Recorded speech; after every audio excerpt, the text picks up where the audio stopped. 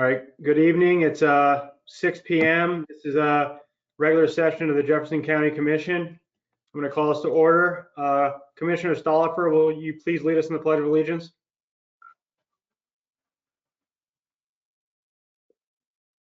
Pledge allegiance to the flag of the United States of America and to the republic for which it stands, one nation, under God, indivisible, with liberty and justice for all. Thank you. Usually it works better if just one person says it and everybody else maybe lip reads it. But all right, we'll move on. First order of the agenda is approval of minutes for the January 7th, 2020 regular meeting. So moved. Second. Any discussion?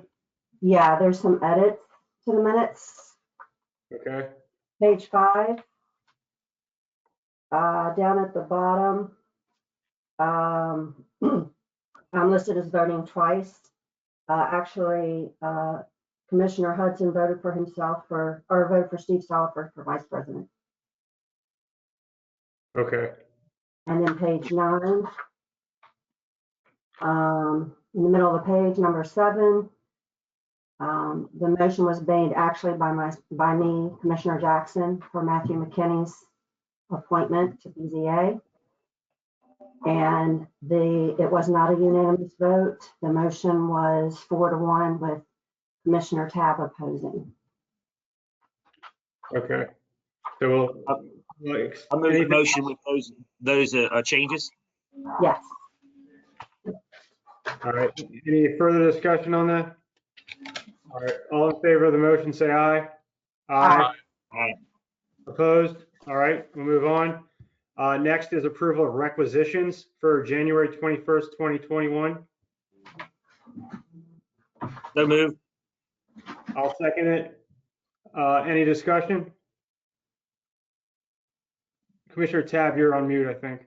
Yeah, can we please say the amount of the requisitions in the motion? $20,900. All right, thank you. Yes. Any further discussion? All in favor of the motion, say aye. Aye. Opposed? All right, we'll move on to accounts payable for January 14th, 2021. I'll move those in the amount of $680,127.92. Second. Any discussion? All in favor of the motion, say aye. Aye. Aye. Opposed? Motion passes. Next is approval of accounts payable for January 21st, 2021. So moved. I'll second it. The amount is $304,873.96. Yeah. Any discussion? All in favor of the motion, say aye. Aye. Opposed? Motion passes. Next is approval of manual checks for January 15th, 2021. So moved. And to Commissioner Tabb's, I'll second that. To Commissioner Tabb's point, I think it's good if we read the amounts off when we're passing these motions. So I'll read it. That would be the amount of $349,682.82. Is there any discussion? All in favor of the motion, say aye. Aye. Opposed? Next, there are no manual checks for January 22nd, 2021, so we can skip that. Next is approval of payroll for January 7th, 2021. I'll So move moved. approval of payroll for January 7th, 2021, the amount of $275,519.90. Is that 90 cents or 78 cents? 78 cents. 78, I stand corrected, 78 cents. Okay. Any further discussion? All those in favor of the motion, say aye. Aye. Aye. Opposed? Motion passes. Are there any announcements? Is Stephanie still on with us? Yes. So the only announcement that I have is we do have Jennifer Piercy from the CCAWV And she does have a presentation that she can give to the county commissioners concerning becoming a member, and that is an item on our agenda under my report, I believe. So if you wanted to take her, maybe after you do the exonerations, or if we don't have a lot of public comment, she's here whenever you are ready to hear that presentation. Other than Okay. that, I do not have any. All right. I'll probably end up taking her after agenda item number 3. I'm going to let the sheriff and ESA Okay. get back to work, and then Okay. we'll move on to that. Okay, All right, so is that all? that's it. Okay, let's move to public comment. All right, so if there's anyone interested in making public comment, you would simply have to raise your hand or send me a chat and I will unmute you to make public comment. And I see we already have one person, Dixie Dunn, and I have unmuted you. Okay. Hi, I am Dixie Dunn, and I am with the League of Women Voters. And I just want to publicly extend an invitation to a general and informal discussion on February 20th, which is a Saturday at 10 a.m. I'm not sure who received my first email for a tentative meeting this Saturday. I only had 2 people respond. So I just wanted to take this opportunity where I had you all together to extend that invitation to you. And in the chat session, I put my contact information. I put my name, my phone number, as well as my email address. And thank you very much for this opportunity. Thank you, ma'am.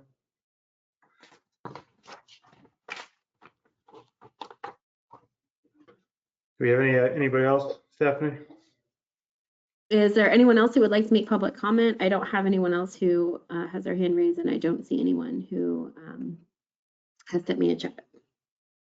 All right, in that case, we'll move on to first agenda item, which is Miss Angie Banks, the assessor for exonerations. Is Miss Banks with us? Yes. How are you doing, Hello, ma'am? can you hear me? Yes, we can. Okay, I have one exoneration. It's in our 2019 personal property book, Charlestown Corporation.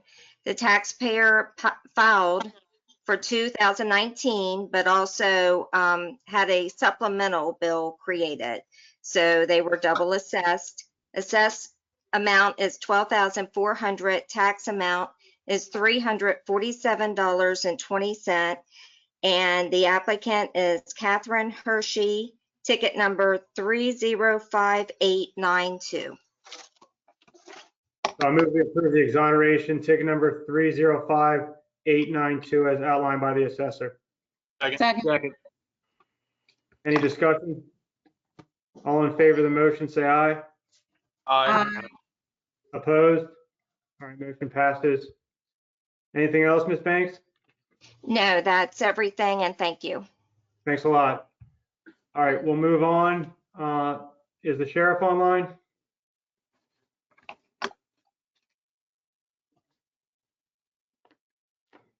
I don't see him. Let me check my other list here. Oh, wait, he's on the other. Hold on, let me make him a panelist so you can see him. All right. Sheriff Hansen? Yes, I'm here. All right. How are you doing, Sheriff? Good, very well, Commissioner. Thank you. Thank you for having me tonight. No problem, we're glad to. So your first agenda item is concerning a chief deputy appointment. You want to Yes. elaborate on that for us? Yes, I promoted from within. Chief deputy, now my chief deputy is Victor Lupus, who was a lieutenant. It's I guess as you call a budget neutral, but former chief deputy pay was reduced by 10,000 and the new chief deputy's salary is increased by 10,000. Okay. Let me see here, I'm trying to pull this up. Okay, so we're going to take these motions separately. So I'll do the first one. It's budget neutral. That's good to hear.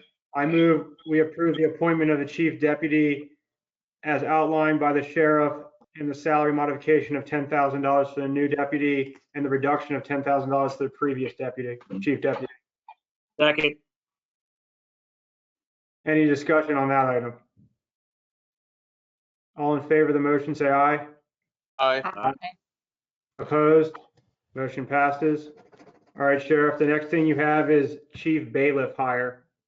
Yes, my chief bailiff retired at the end of the year. He had been the chief bailiff for approximately 20 years. I brought on former chief deputy Jesse Jones, who's going to be in a part-time position because of his PERS retirement. And all he would do is he'll be there for 20 hours a week at $20 an hour, which is the maximum he can have as for PERS. So so again, this is actually budget, I wouldn't say budget neutral, but budgetary gain. So you found some savings in that? Well, the former chief bailiff's salary was approximately $45,000, and the new chief bailiffs will make about approximately $20,000. Okay. All right. I have a question. Sheriff Hansen, do you Yes, think a part-time bailiff will be adequate, or just due to COVID and all that, that's going to be fine? Yeah, he'll be fine. He has two deputy chief bailiffs that will be filling in, but if anybody knows retired Chief Deputy Jones, he knows I know he's quite capable and can handle the position. Well, I didn't question that. I just wondered if, time-wise, that was going to work. But I think with our current situation, it should. Thanks. Yes, ma'am. Any other commissioners have any questions on that? All right, I'll make the motion. I move to approve the hire of the chief bailiff at a compensation of $20 an hour. Second. Any further discussion? All in favor of the motion, say aye. Aye. Aye. Opposed? Okay. Stephanie, I think there was an update to this agenda item regarding the courthouse modification. Yes, sir. When they moved the tax office and the chief tax deputy into the courthouse, they were in a very small area. I have some areas upstairs, three offices upstairs that I want to move my home confinement people upstairs to those offices, and one of them is going to be the chief bailiff's office.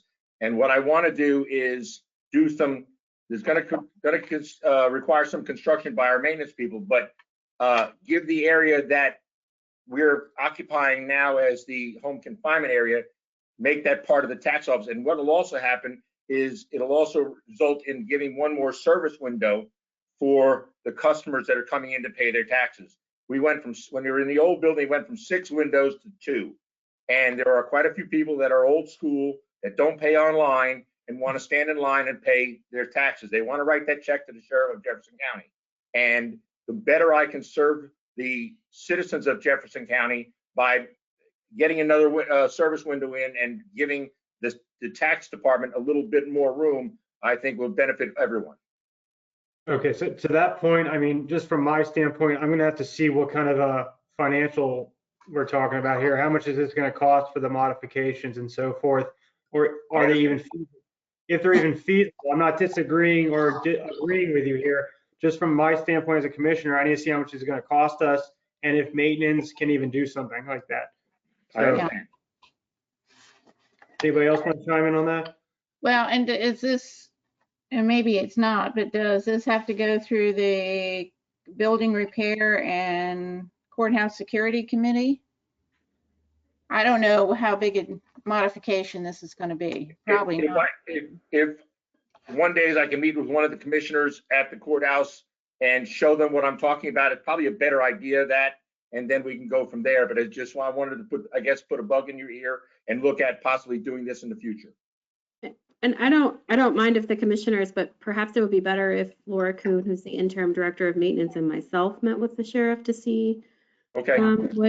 and I mean, the commissioners are obviously always welcome to tag along, but Laura would be the one who would determine if they're going to do that work in-house, you know, how much it's going to cost and if it's feasible. And what, I don't think we're currently using those offices for anything.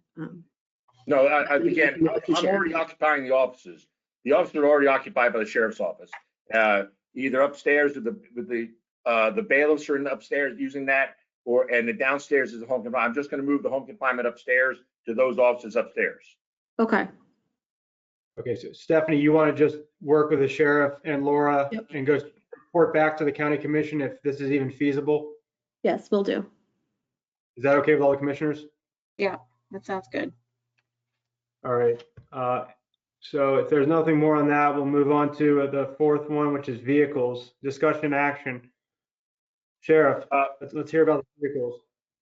Yes, sir. When the budget came around, you gave my predecessor authorization to order 4 new vehicles. What most of the commissioners don't know is my predecessor left me with 1 pool car. If I have 2 deputies that hit deer tonight, I've only got 1 car to replace it until those cars get repaired.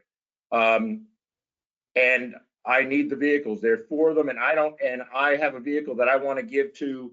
I have a deputy that's going to start the academy in April, and he's got to run back and forth to Charleston every week.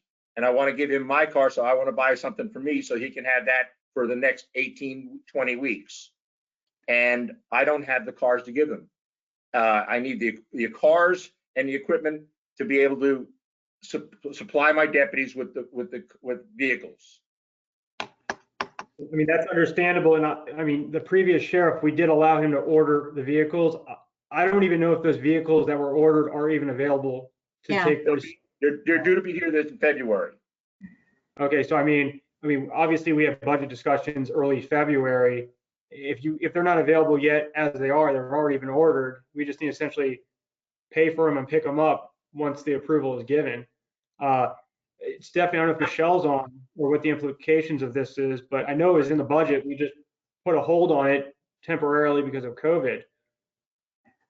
Yes, but we did allow him to order them because it was taking so long for them to come Right. in. So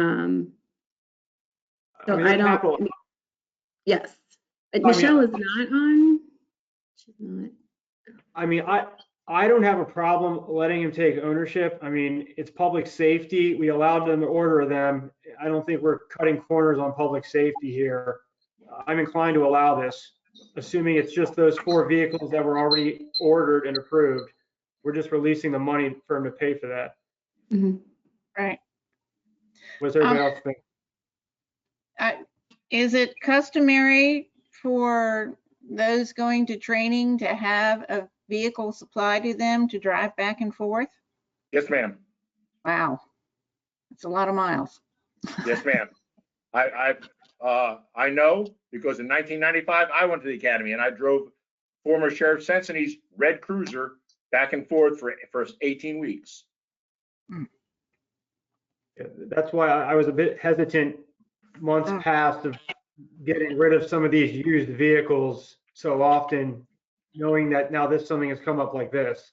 But I mean, so Sheriff, these new vehicles are not going to be a vehicle driving back and forth from the academy. These will be in service in the county, correct? Yes, sir. These will go to the working deputies, and their cruisers will either go to a deputy that has older car, and those cars will go to pool, such like that. Okay, and then, so you mentioned you want to buy yourself another vehicle. Is this on top of the already pre-approved purchase? Yes. I don't have enough cars for them right now.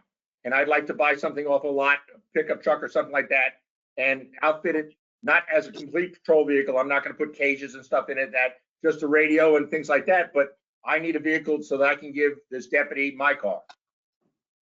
Yes, I mean, I don't disagree with you on the need of vehicles. I mean, we have to have budget discussions in February, and we've already approved X number of vehicles for the sheriff's department, and they've been ordered.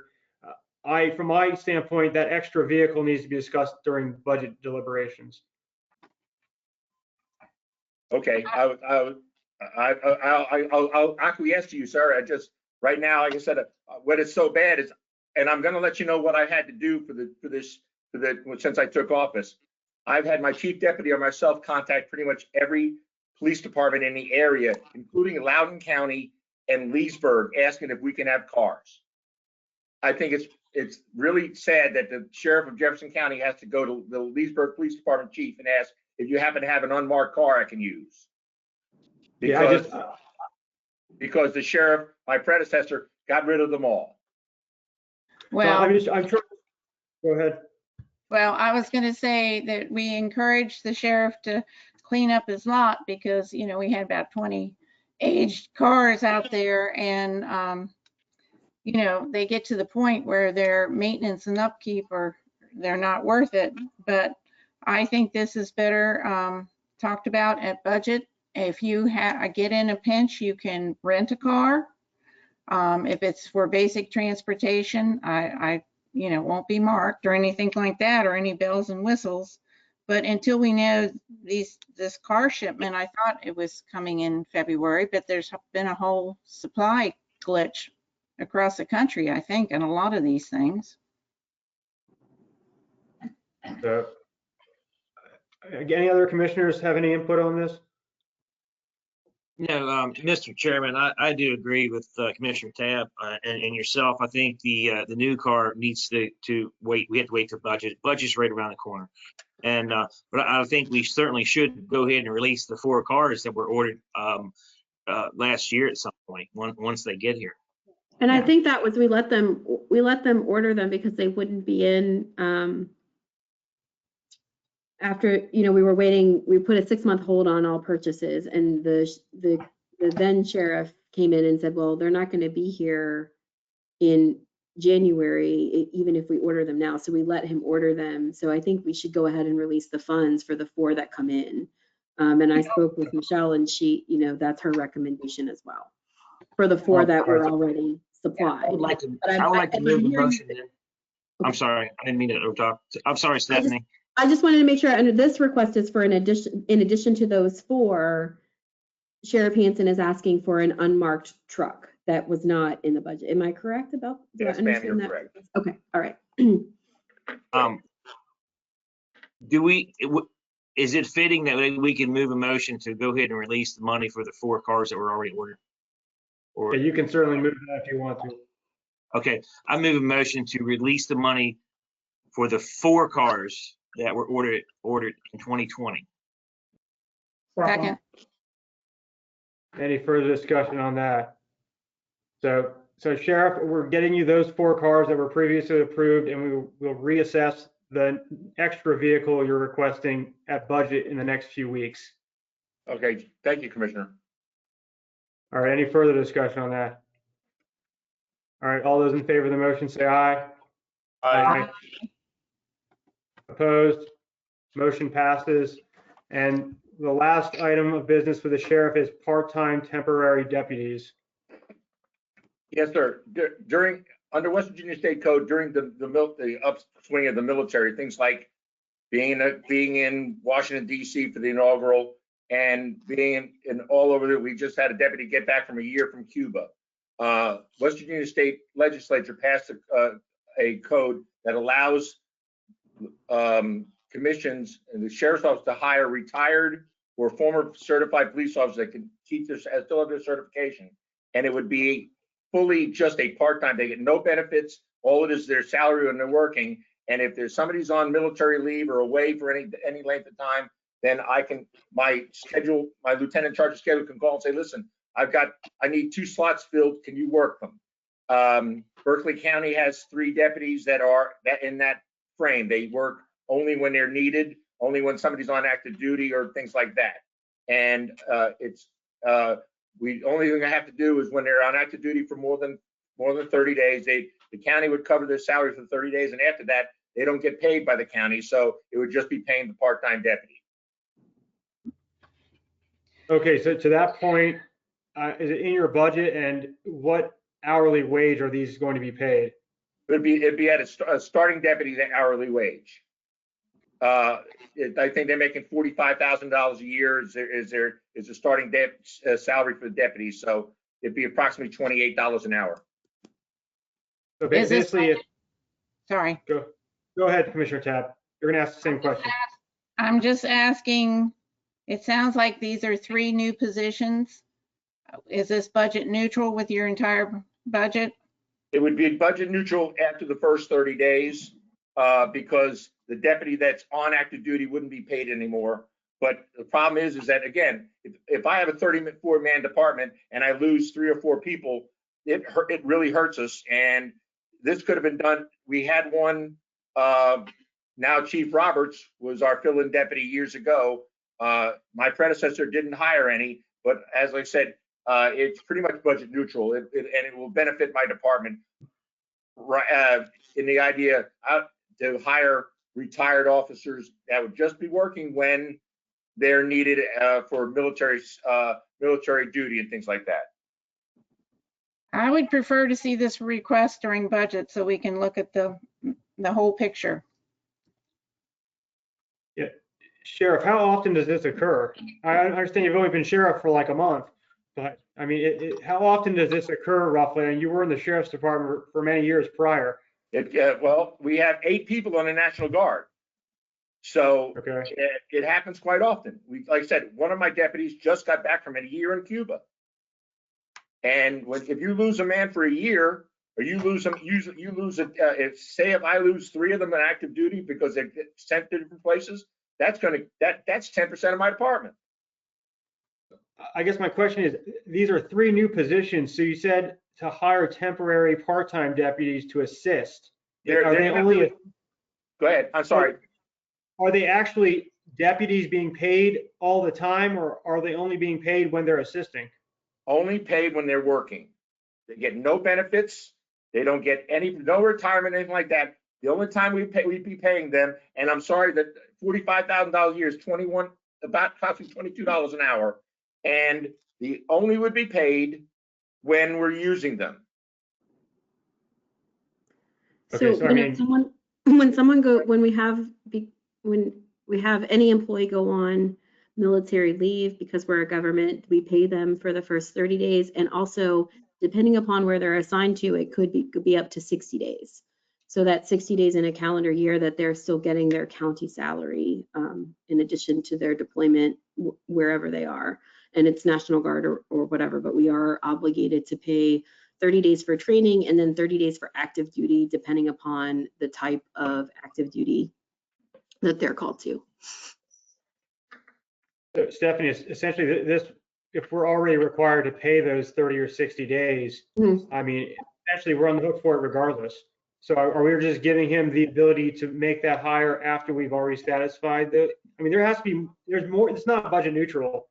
If we're required to pay 30 and 60 and you hire somebody else, it's not budget neutral. Yeah, unless you wait until the 30 or 60 days to replace them. And we have had, in my time here, most people do training, but we have had some deputies who have been out, for a year of service. We had one deputy who kept being redeployed. He would actually volunteer for them, which is his right to do. So he would be redeployed every year, and he worked with several years in the National Guard working there as opposed to here as a deputy. But we do have to pay them for, most of the time it's 60 days if they're actively deployed. Well, I would suggest, Sheriff, that you look back in the history and give us at budget time and present the history of this situation. I don't know how big it is, how many are out at one time or have ever been out at one time. I need to understand a little more about what has been the history and what the need is. Yes, ma'am. I can represent this and give you more information. Okay, thank you. I agree with Commissioner Tab on this one as well. I mean, budget's in a few weeks. We can dive deep into all of these issues. Any other commissioners have any more thoughts on this? No, I agree All right, with Sheriff. you. So, All right, Sheriff. So if you're okay with that, we'll hear more at budget. I'm sorry? We'll hear more at budget from you regarding those part-time temporary positions. All right. Okay, I'll give you more and with budget time, I'll be able to present more information. All right. Thanks a lot. So I think we're done with your agenda items. Thanks a lot. So Thank you, sir. we're a little early. Are the representatives from the JCESA on by chance? Probably not. Okay, so we can hop down. Is Effie on with Lynn with a League of Women?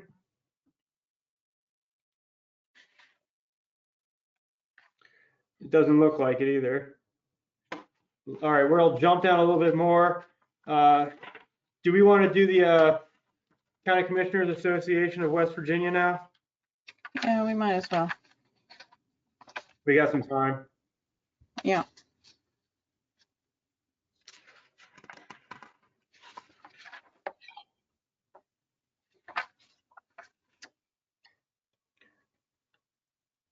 Would you prefer that I pull up the PowerPoint, or did you want to try on your machine first? Can you hear me? Yes. Yeah. Okay, I just wanted to make sure. Let me see here.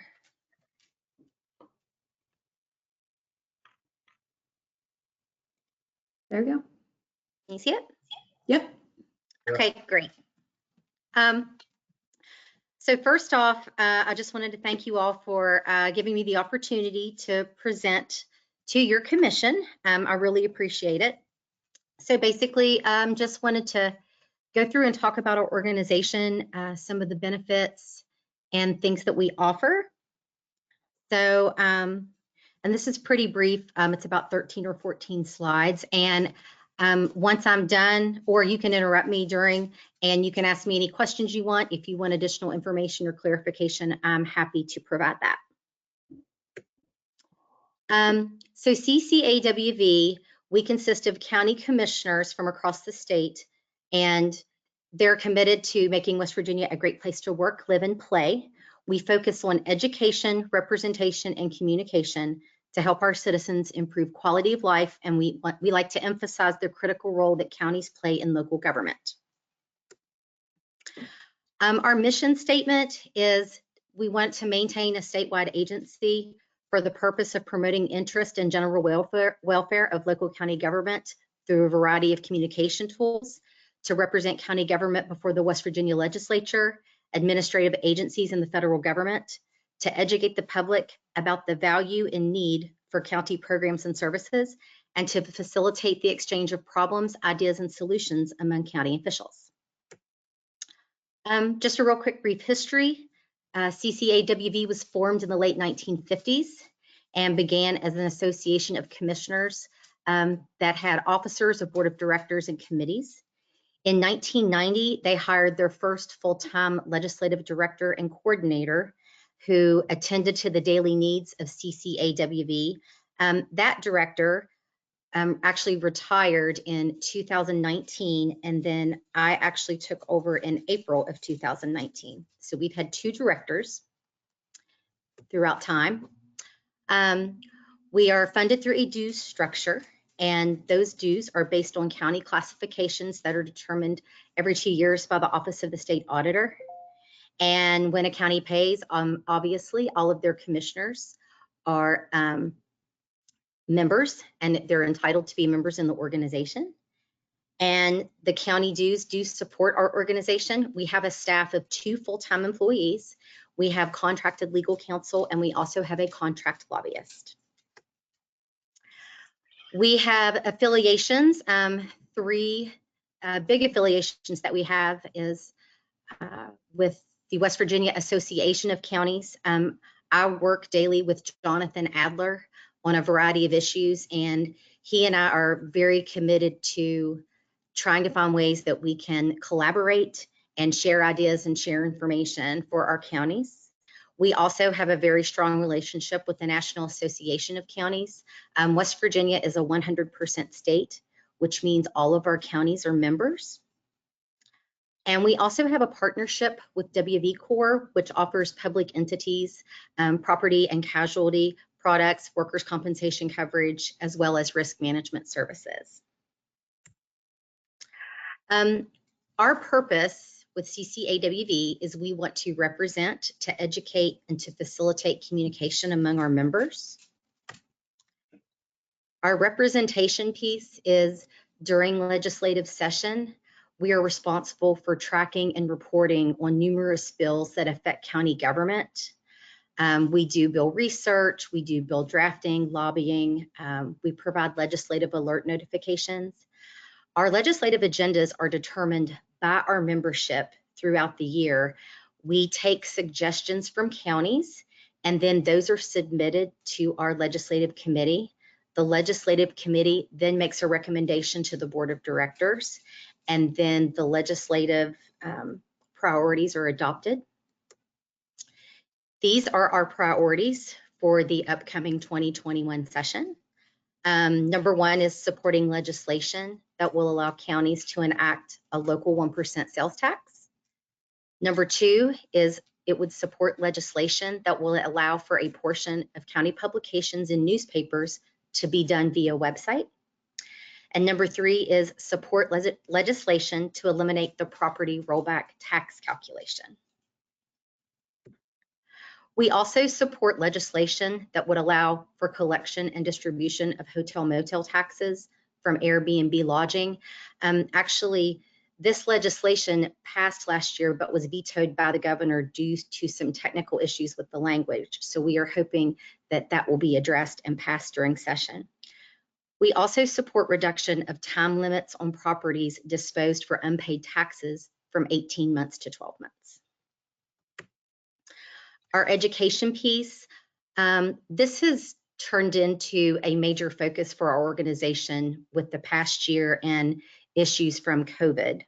But every year we have an annual membership meeting. We also have an annual legislative meeting. At these meetings, we provide continuing education for commissioners and their staff as well. We partner with the state auditor's office on training. We partner with the WVU Community Leadership Academy. We provide basic training for newly elected commissioners every 2 years, and this is actually something that we're going to be revisiting.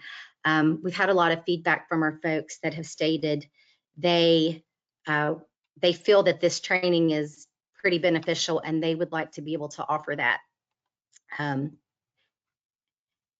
more than once every 2 years. I think that they would like to see that offered annually.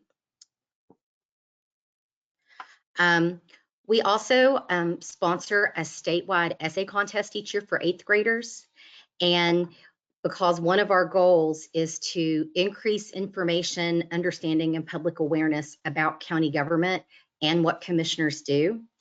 And we partner with West Virginia educators, including the State Department of Education, to encourage students to write about their local county governing body, which is the county commission. And we also encourage our commissioners to interact with those 8th graders and provide knowledge and information so that they can better understand what all counties are responsible for. Third is our communication piece. We serve as a hub for information distribution among our membership. We also put a lot of information out to affiliate and associate organizations that we work with, such as the West Virginia Association of Counties. We moderate an email listserv, which it facilitates communication among our members, but more than that, it's a great tool that we use for information sharing and best practices. A lot of our commissioners and administrators and staff are able to reach out to others around the state and ask questions, ask to see samples of policies, things of that nature. We also maintain a website that includes a member portal where we house information such as sample policies, job descriptions, presentations from some of our meetings, and other pertinent information. We maintain a social media presence. We produce a quarterly newsletter. We are actually to move to a weekly update for those on our listserv as well. We also provide an annual report, updates and summaries in reference to the legislature, media releases, and key message development pertaining to various issues. With that being said, I just want to thank you for the opportunity to share our information with you. If you have any questions, please let me know, or if you need me to clarify any of the information I've presented, I would be happy to do so. Thank you, ma'am. Very good presentation. Thank you. I know this is Commissioner Tab, correct me if I'm wrong, this has come up periodically over the years. I don't think we've been a member. Right. So I guess, I mean, I'd like to approach this since it would be a new expenditure at budget time, Mhm. if that's okay with other commissioners. I'm not saying I am for it or for against it. I just think that's the better time to discuss a new expenditure. We were actually members during my first term. And unfortunately, now with Zoom, we have different tools to use. But when we have, legislative initiative discussions, we were always paired with Berkeley County and Morgan County. And it seemed like Berkeley County got all the attention and we were kind of left in the dust. So we were not satisfied with that dynamics. We have planning and zoning here, and quite different than some of the other counties, and unique situations that we sometimes need a legislative fix for. So I am glad to hear your presentation, and yeah, I hope we can consider this during our budget deliberations. Yes. No, go ahead, Stephanie, you're fine. I'm in favor of membership. I think that there's a discount on the training. That's one benefit. And their listserv, I think, would be an invaluable resource for us to find out how other counties are doing things. It's always great. And, they're your representative. And I understand being paired regionally with Berkeley County, but also sometimes the representatives from there have a little more power. So if we can get them to listen to our legislative issues, I think there's no harm in having our own, but I think the larger grouping of legislators would be beneficial to the county. That's just my 2 cents. The commission can do whatever, and I plan on putting it in your budget as a request to join, if that's when you want to consider it. Well, Stephanie, you're right that with Craig Blair and so forth in Berkeley County, that would make a difference. It was just at the time, the differing personalities and so forth, we just felt like we got left in the dust. I had attended as the attorney some of those legislative sessions, and I would agree with your assessment that sometimes our concerns were completely overlooked. But I think, might be on more of the same page, and I think it's always good for the wider group of legislators to hear what our issues are here in Jefferson County and see if we can get some consensus with the other counties that are similar to us. Right. Agreed. Okay. Any other commissioners with comments on this? All right, so we'll approach that during budget in the next few weeks. Well, Stephanie, do you want to just jump to your, it's still a little early, do you want to jump to your update meeting session policy real quick? Sure. If you give me a second, I'm just going to pull it up here and I'm going to have to make myself the presenter. That's fine.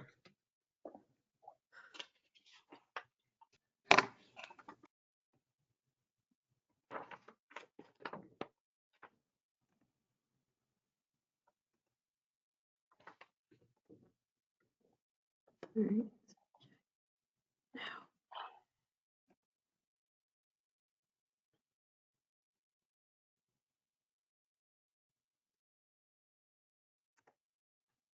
Okay.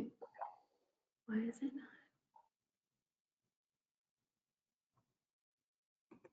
Can you see my screen? Yeah, I can see it. Okay. All right. I just made, so this is a policy that we had discussed before. It's on our website, but not as an official policy. It's on as like meeting session information.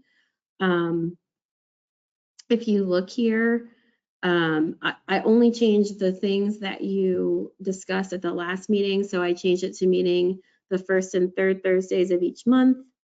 That the first would be held in person, commence at 9:30.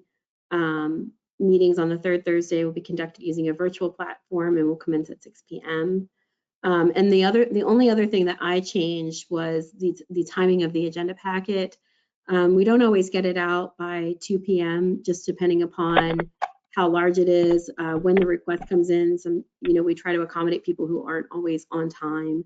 So I changed that. If the commission is agreeable, and you may tell me to keep it too, and that's fine too, but I changed it to the close of business the Monday before Thursday meeting. So we would have it out at 5 p.m. the Monday before our Thursday meeting. Those are the only changes I made based upon what the motion that was made at the last meeting. So you can see there, every change I made is here in red. Stephanie, so just to Yes. note that 2 p.m. reverting to close of business, that still is in line with the Opens Meeting Act, just to. Yes, it is. Okay. Yes, it is. I have a question in the second paragraph, down next to the last sentence. It says, at all times, the public is invited and welcome to attend any county commission meeting. Mm-hmm. With our COVID situation, that's not, they may feel that that means they can come and meet in person with the commission when they are doing so. So I think we need to change that somehow.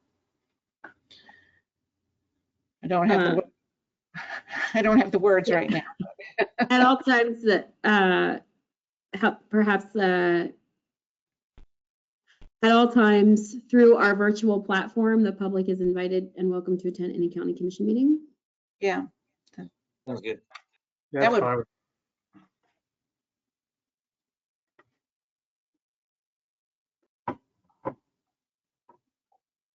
Yeah, that works.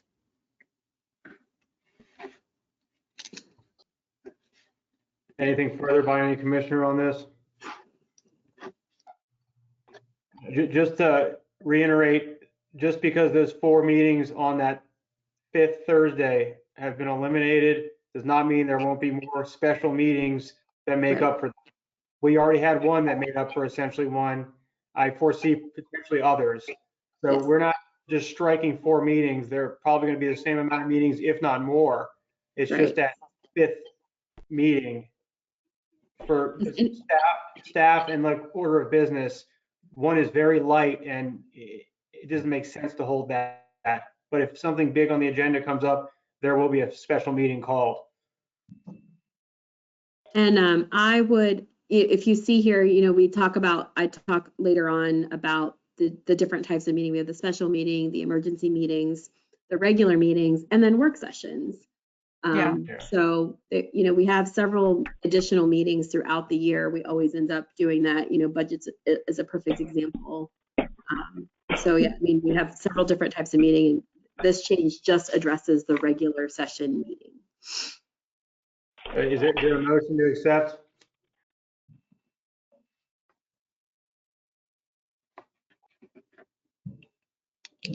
Is there a motion to accept the updates to the special session policy? Also moved. Second. Any further discussion on this? Well, as you know, I'm just going to vote against it because I don't think you should be meeting in person at this time. Okay, and just to reiterate, no one is being forced to meet in person. We're not meeting in person tonight. And if you don't feel comfortable, staff or commissioners, you definitely have the right to do virtual meetings. And there are no repercussions for choosing to do so. So I just want to make that point to everybody. You are not forced to meet in person. Any further discussion?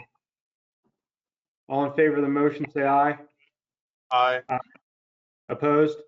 All right, motion No. passes 4-1.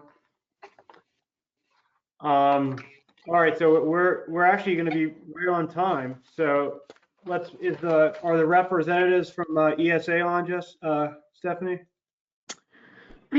Are we expecting Alan or Bob, or do you know who?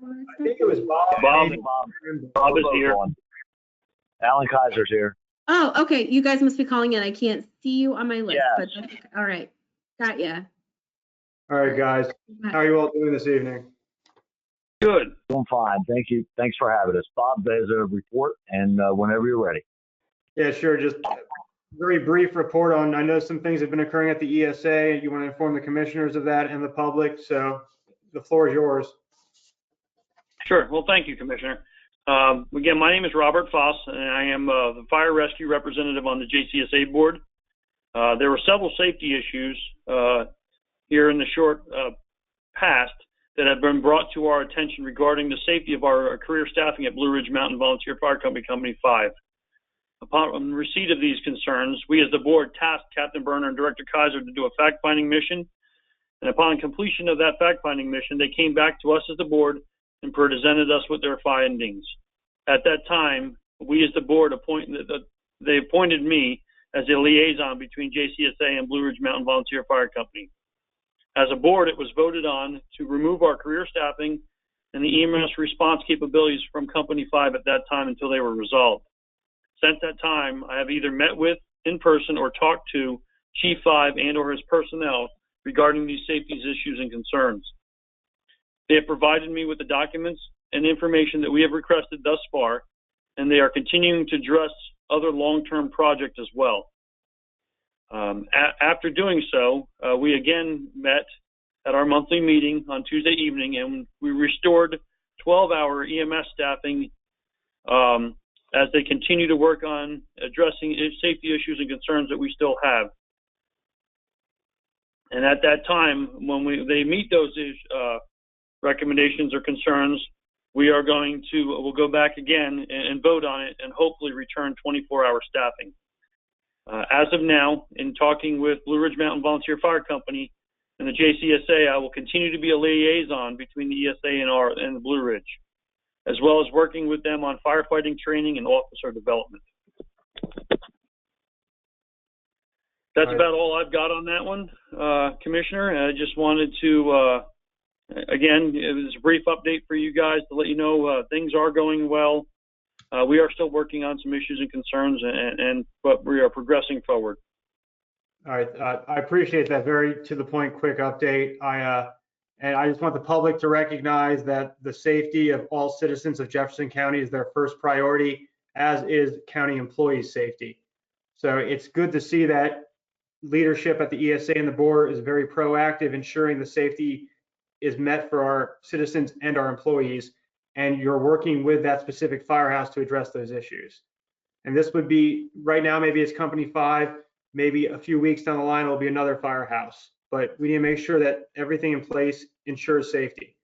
So I'm glad to hear that you guys are on the road to correcting the situation, and they've seen staffing restored 12 hours versus 24.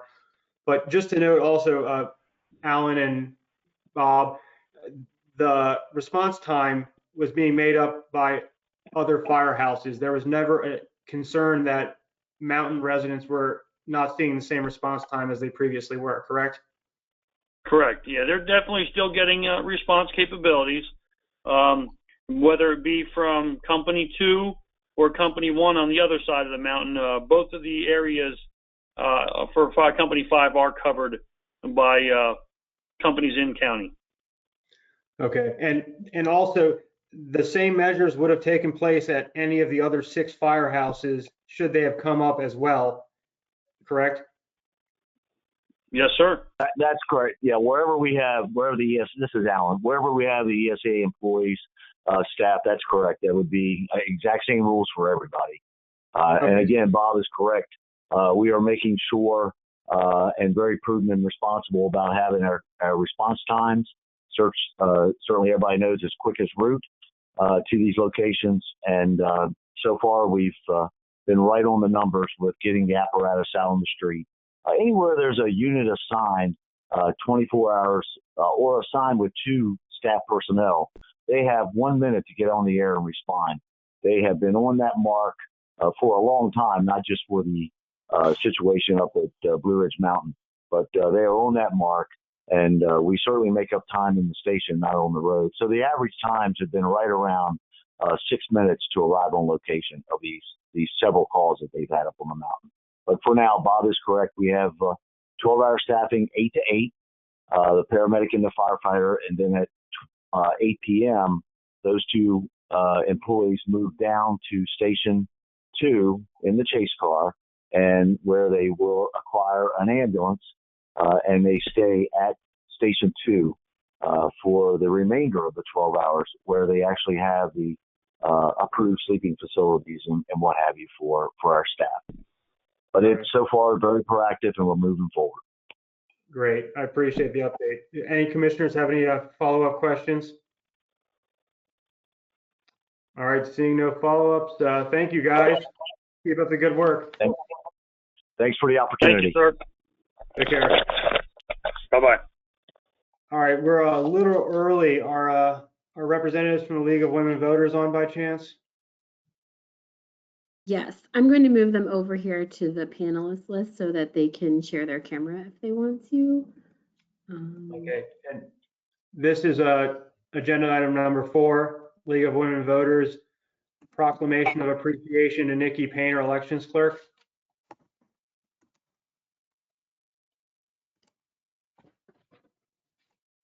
Okay, Lynn and Effie, you should be panelists and you should be able to unmute yourself and share your camera if you want to. Can you hear me? Okay. This is Effie. Oh, You all doing tonight?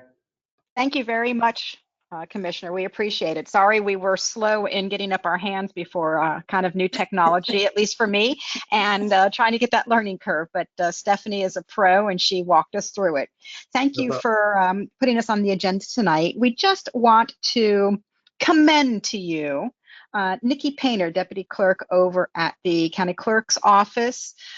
She has been very generous with her time with the League of Women Voters. She participated in 3 videos to explain the voting process to not only the League, but then we post those videos on our website and our social media and received a lot of positive feedback from members of the public as well as League members. And so we have created a certificate of appreciation for Nikki that we wanted to present, but in these COVID times, Lynn has it, and I think she would like to read the certificate aloud for you to hear. Go ahead, Lynn. Okay, I hope Nikki is here or listening in. Can you all hear me? Yes, Okay. she's here. Hey, Nikki. I just wanted to echo what Effie said, and the interviews that we placed on our website and Facebook have received close to 500 views. And we're very pleased about that. And the interviews were so successful because, of course, Nikki knows her stuff. But equally important is that Nikki presented the information and answered our questions in a calm, conversational manner. And her professional, caring manner built trust in the whole election process. So here is the proclamation, unframed as of yet. But the League of Women Voters of Jefferson County wish to express our deepest appreciation to Nikki Painter, Chief Elections Clerk, for participating with us to help explain the voting process and voting procedures to Jefferson County voters. The 2020 election involved many changes to the normal voting process because of health concerns. Voters had many questions. Ms. Painter made the process more transparent and user-friendly in her conversations with the League. We are very thankful to Ms. Painter for helping us achieve one of the main goals of the League of Women Voters, to encourage informed and active participation in the democratic process through voter education. And our thanks are on behalf of the League of Women Voters, but I think it's safe to say our thanks also are extended from all the voters in Jefferson County because Ms. Painter did make the process easier to understand. And it's really weird being virtual because I can't see Nikki, but I hope she's listening, and thank you, Nikki. Thanks, Lynn, and thanks the League for giving me that platform to be able to get that information out to voters. I really did appreciate that. Thank you. Yeah, congratulations. Nikki, you do a great job over there. I mean, you are a pivotal employee of the county and to the taxpayers by far. And if it wasn't for you, I wouldn't understand half this stuff either. So Yes, keep up the good work. Thank you. I appreciate it.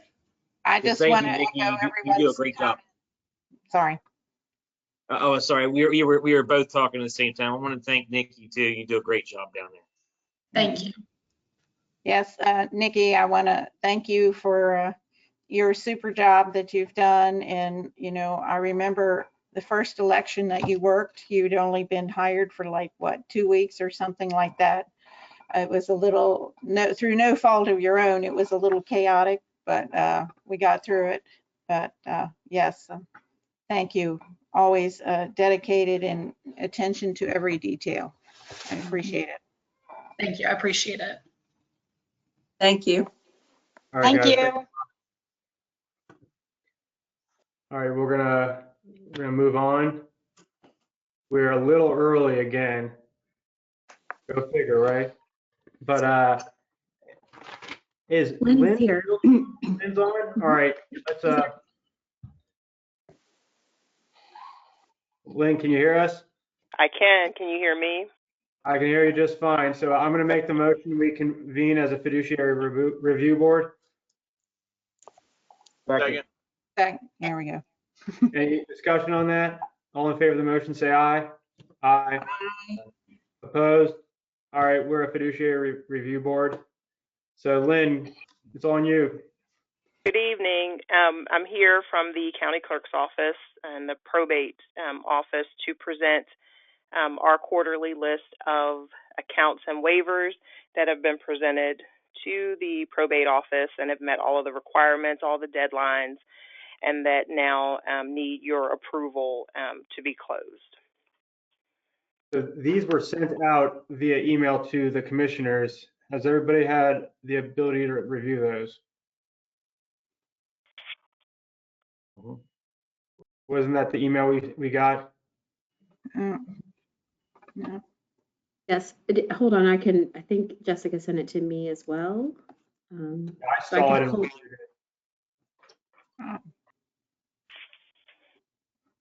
I can pull it up on the screen here. Yeah, I never got it, but that's okay.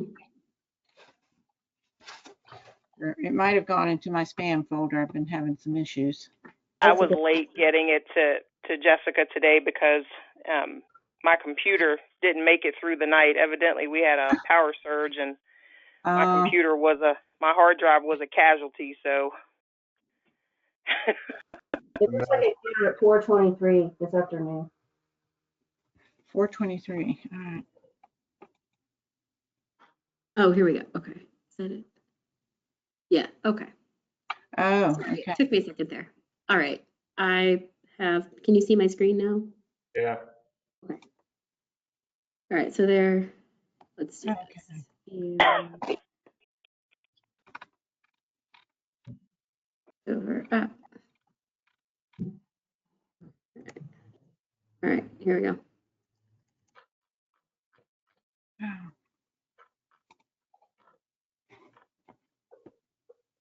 And if you need me to slow down, just let me know.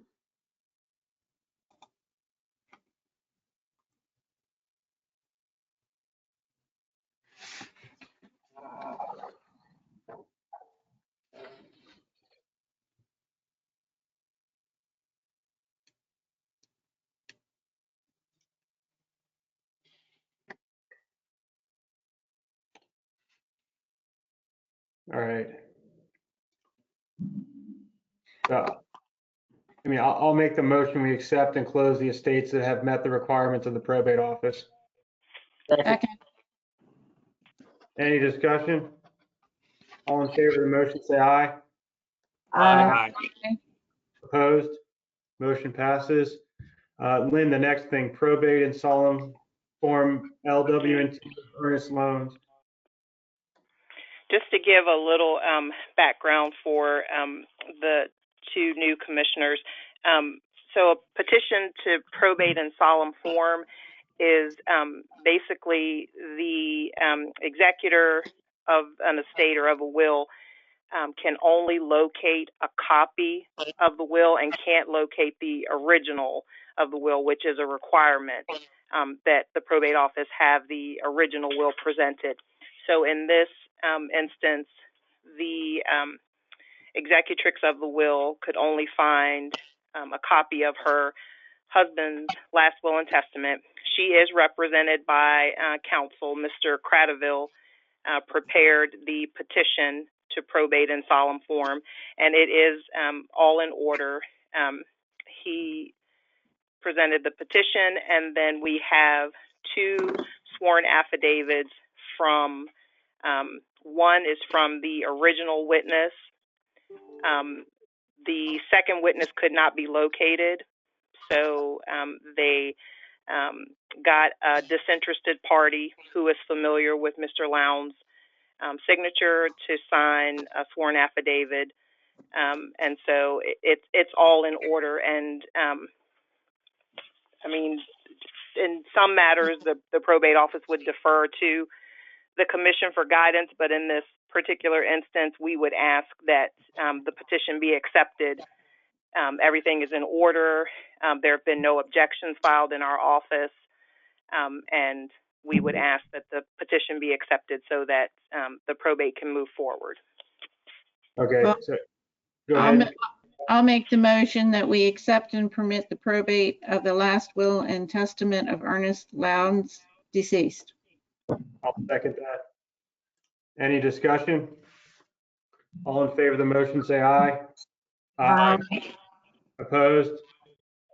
Motion passes. Thank you, Ms. Fields. Thank you so much. Y'all have a good night. Yeah. Hope your computer revives, or I hope it gets fixed tomorrow as well. Thanks.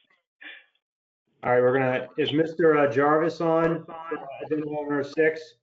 Yes.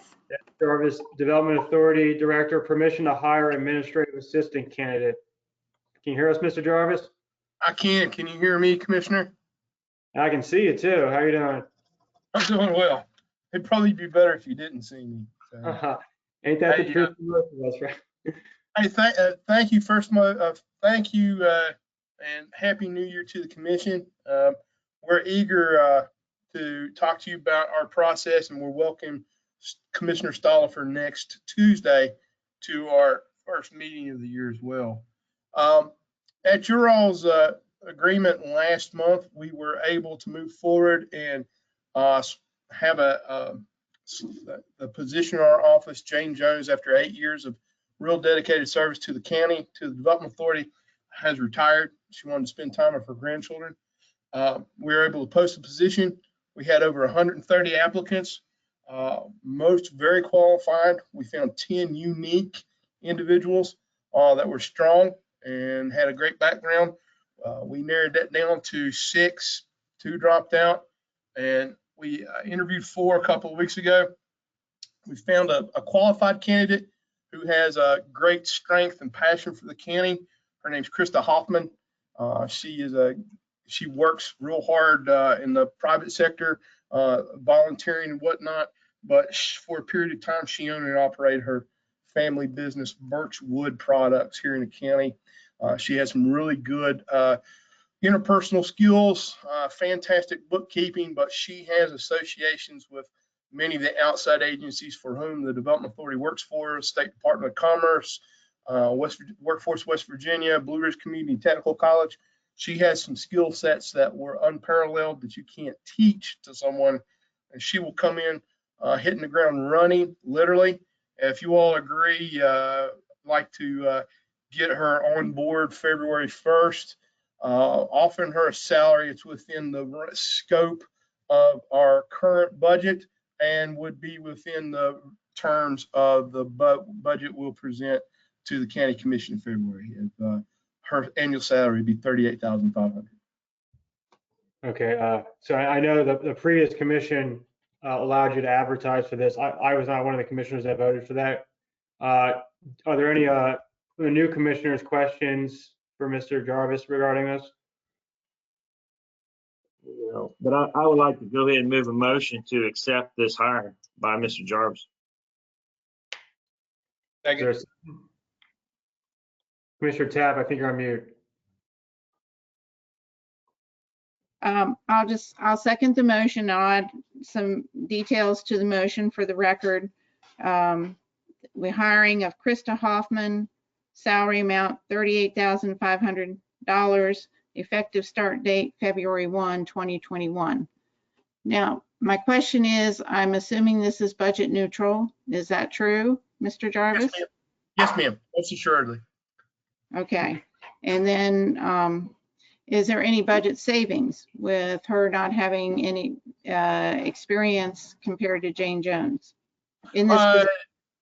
A quantifiable, I apologize, I'm not prepared to answer that within a quantified manner, but she has comparable skill sets. We are not going to, anybody, she is as marketable as Jane was. Her familiarity with the processes that the office uses and whatnot. Her learning curve, anyone's would be high, but there's not going to be any training or anything that we're going to have to do at a cost to the county, because we did have some savings in the interim with Jane retiring and this initiative, and Jane will be on Jane's on a retainer with the Development Authority for a period of 40 hours that's budget neutral as well, to offer any guidance as we need. Okay, well, you can tell my cat's very interested in this subject. I don't know why she popped up here right now. Well, I've got a thank you cat. for the information. Well, I have a cat at my house, so she knows good people, I guess. Yeah.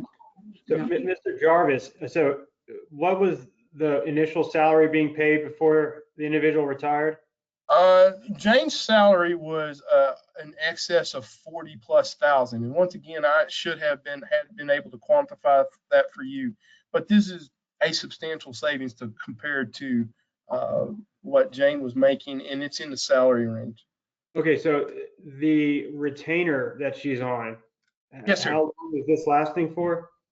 Up to 40 hours, not to exceed $1,000. So just 40 hours, and after that 40 hours or $1,000, it ceases to exist. Oh, yes, sir. Yes. Okay, any other commissioners on this? Yeah, I have some comments to make. I'm just going to throw this out here. I can't support this hire at this time. We have taxpayers and citizens in this county who have felt the effects of COVID, and they've taken losses or reductions in employment. It's forced them to tighten their finances. This does not come across to me as an essential hire at this time. It has no impact on public safety.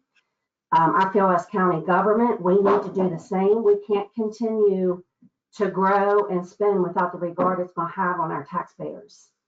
And when they've got to make some hard choices, their taxes aren't being reduced. So we haven't, as a county, fully realized the impacts of COVID yet. So we have no idea what we're up against when we're going to budgeting next week with shortfalls on revenue. It would be irresponsible of me to support this hire at this time. Any further discussion items from commissioners? Commissioner Hudson, are you there? Yeah, I'm here. Nothing to add. Okay, and go ahead, Okay. Commissioner Ted. I'd like to make comment, and Commissioner Jackson, I understand where you're coming from because that's normally where I am, but this is the Development Authority and it's a 3-person staff. You just have one person sick, then it gets really tough keeping the office open. I think it's not critical as far as public safety, but it is critical as far as economic development, which is, we just had a success story, which is kind of unheard of right now in COVID times. I understand your concerns, but I think with this department, it is necessary. Yeah, I don't agree, and I don't think that this is going to give our taxpayers, again, who are struggling, the biggest bang for their buck. That's just my opinion on it. Any other further comments by commissioners? So I tend to agree with Commissioner Jackson on this. This is why I didn't vote to advertise the position. I have not seen the budget numbers. I understand it's in the budget for this year, and it's replacing an existing position at a lower rate. Just, I don't know what to expect during budget deliberations. I certainly don't want to have to cut positions potentially if it looks really bad when we just hired somebody. So that's why I wanted to push that off to budget, but that's where I'm standing for. So are there any further discussion on this? So all those in favor of the motion say aye. Aye. Opposed? Nay. So I think it passes 3-2. Is there anything further, Mr. Jarvis? No, thank you for your time. I do want you to know we're conscientious. I understand where you all are coming from, the comments, and but I do appreciate your dedication to the office. And we'll be coming back to you in February to talk about our strategic plan, give you an overview of the last year and a half of the Development Authority. And we have, like I said earlier, we have a great emissary and ambassador on behalf of the county with Commissioner Stoffer. Real eager to get this year started and continue the momentum that Commissioner Tabb, I appreciate you on talking about. All right. Thanks a lot, sir. Yes, sir. Thank you all for your time. Be well. So we're a little early. I see, is Roger on? I see him on the list. I don't want to make him wait an hour. So Yep, if he's Roger here. wants, okay. Mr. Goodwin, can you hear us? Yes. So it's a personnel requisition for the planning clerk position. Yes. The county commission authorized, excuse me, advertising for the vacant position of planning clerk a month and a half, 2 months ago. The department advertised the position, conducted interviews, and this is a request for approval to proceed with an offer of employment as outlined in the attached personnel requisition request in your packet. And it would be at a salary of $36,000. The prior person was making $37,000. This person lives in Charlestown that we're looking to hire, has pretty good experience, had just left automated merchandising systems because of a cutback there, and has worked with the financial side, the purchasing side, and the accounts payable side in a clerical capacity. We just need to learn the planning process and so forth to help out there, but can use Excel spreadsheets and Word document software. I do want to point out that when this person had resigned and moved across the street to an attorney's office, the one that was in this position, I'd ask another clerical person to split their time between this position and the position that that person was hired for until we could fill the position. And that person offered up their resignation unless I came up with more money for doing part of the other job. And I accepted their resignation and they've been gone. So I have 2 clerical positions vacant. And I'd offered up when I talked to Stephanie Michelle that I wouldn't ask to fill the one where I let the person go until after like July 1st, we see where we are with COVID, if the purchase or the budget restrictions get lifted. But we really need this person in planning. So I'm essentially was saying I'll give up the one clerical person if you'll let me fill this one. Yeah, I don't think we're asking to give it up. I think just putting a hold on it is prudent after the county commission can look at the numbers and see what we can expect. I mean, I'm inclined to authorize the Department of Engineering, Planning and Zoning to offer the planning clerk position to the person chosen for the position at a salary of $36,000, and that's a motion. Second. Any discussion? Just for the record, can we share the person's name and the start date? It's Alice Johns. She lives in Charlestown and she will start February 1st, I believe. Okay. All right, so let my motion reflect the name and date of start. Is there a second? I still have the same concerns that I presented to Mr. Jarvis. I can't support it this time. I know it might be needed and you might be sacrificing something, but everybody's sacrificing something. So I stand where I can't support this either at this time for the same reasons. Was there a second to that motion? Yes, I second it, Josh. Okay, and I completely understand where Commissioner Jackson is coming from. Mr. Goodwin has put on hold one position, and I realize we still need to run the departments. So based upon him putting on hold a position, I'm willing to support this. So I appreciate that, Mr. Goodwin. Are there any further discussion on this? All in favor of the motion, say aye. Aye. Aye. Opposed? Nay. Motion passes 4-1. I think that's all you had, right, Mr. Goodwin?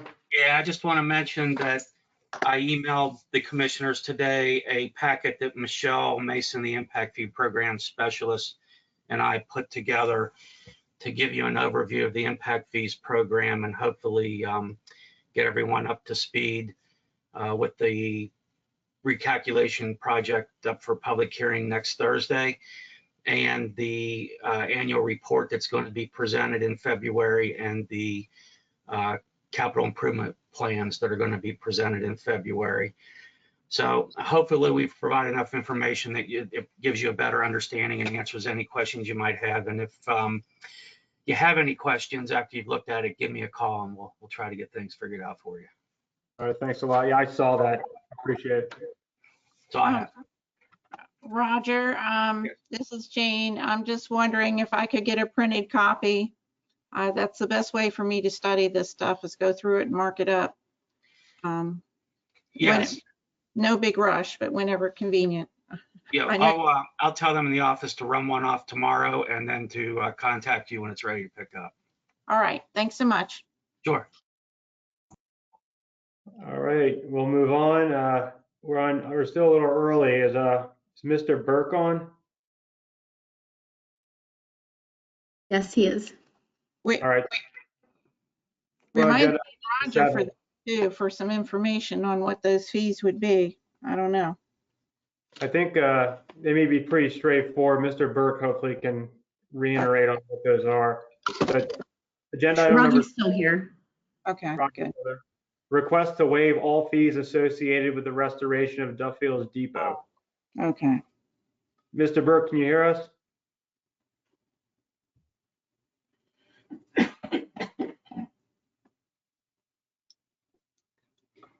Mr. Burke, you are muted on your own. Okay, there we go.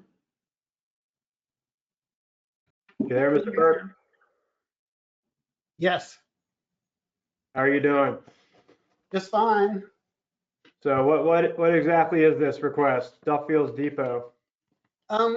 Stephanie, I had a PowerPoint that was to accompany my presentation. So Martin, do you want to present that on your own or do you want me to present it? 'Cause I don't think I. You can do it. Okay. I don't know that I have a copy of it. Sandy said she did, but I mean, this is for a reimbursement. I mean, while they look for the PowerPoint or if they can locate it, do you want to just give the commission and the public a rundown of exactly what occurred and what you're requesting? yes. We acquired the Duffield's Depot. It is the second oldest railroad station in the United States. It sits astride of the CSX Railroad at Duffield's Depot. It's just east of the commuter parking lot. The depot was gifted to the Landmarks Commission in 2018. Since that date, we have cleared away the collapsed freight station portion of the depot and removed. Oh, there's my. Ooh. Well, Is that it? well, it didn't accompany all the images that were supposed to be there. Okay. There we go. There we go. All right. So the only thing that is, this is how the building appeared in 2010. A previous owner had acquired the building, Duffield's Depot Inc. When their fundraising stalled, they approached the Landmarks Commission about accepting title. We accepted it in February of 2018 and immediately started fundraising. You can click down to the next slide.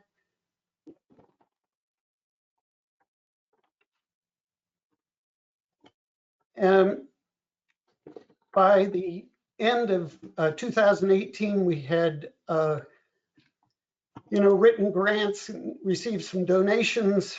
So we cleared the site. And if you go down to the next slide, we came before the county commission to remove all of the collapsed freight station. That's this big pile of debris that you see on the left side or the right side of the depot. That had asbestos in it, so we had to raise money for that. And if you go down to the next slide, that's how it appears today. We have completed all of the emergency repairs that do not require a building permit. So last week, the commission applied for a zoning certificate for the depot as a cultural facility, a commercial building permit, and engaged a general contractor, Patrick Shunny, who will oversee the completion of all additional work, which includes replacing the roof, adding gutters, replacing structural elements of the first floor, solving the water problems in the basement, and interior renovations like plastering, painting, and adding a handicapped access ramp on the west side. Since the Landmarks Commission is a component unit of the Jefferson County Government, we ask that you waive all county fees for the restoration, this continued restoration. Okay, it looks a lot better, that's for sure. I would agree with that. So, I mean, and this is not out of the ordinary type of action for us to take. And we're talking about roughly $530. I know we've waived these for some firehouses, some of which may have not requested a permit and still built stuff. That's another issue. But I'll move that all fees associated with the restoration of Duffield's Depot be waived at the approximate amount of $530. Second. Any discussion on this? Hearing none, all those in favor of the motion say aye. Aye. Opposed? Thank you, Mr. Burke. Thank you. Take care. Still a little early. Is Mr. Allen on?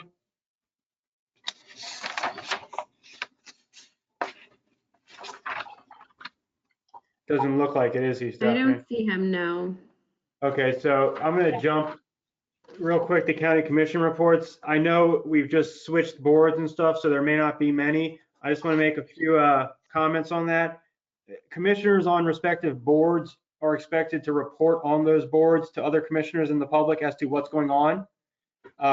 Maybe starting February, when the majority of those boards have met, I hope all commissioners plan on giving a brief bulleted update so everybody else not on those boards and the public can have an understanding of maybe what's going on. So if any commissioners at this meeting have any updates they'd like to provide, if any board has met, we can go ahead and do that. But hopefully at the February meeting, we've all been to our board assignments and have more to share. So, I mean, Commissioner Tab, would you like to start if you have any updates? I'm sorry, did you say me? Commissioner Tab, if you, I'm just going left to right on the screen. Whoever. Whoever wants to go. I mean, if you have one, some people may not. So. I don't have one. Mr. Foss and Mr. Kaiser gave the update to the ESA board. So I just make some comments. I try to be on the task force phone call every afternoon at 2 o'clock and trying to figure out, how to get vaccinations out to people and for the health department and how to get more vaccine.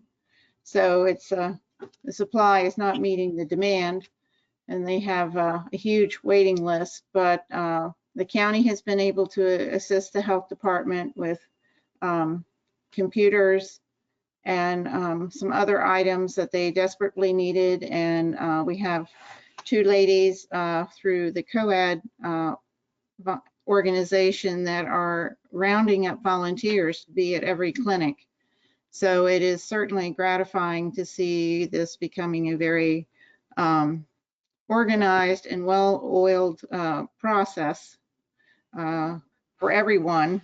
And it's just a matter of getting the supply of the vaccine here for everybody that wants it now that the age has been lowered to 65 and above. So I know the health department has a huge waiting list, and that the state is coming up with some kind of computer software that is going to help manage those waiting lists.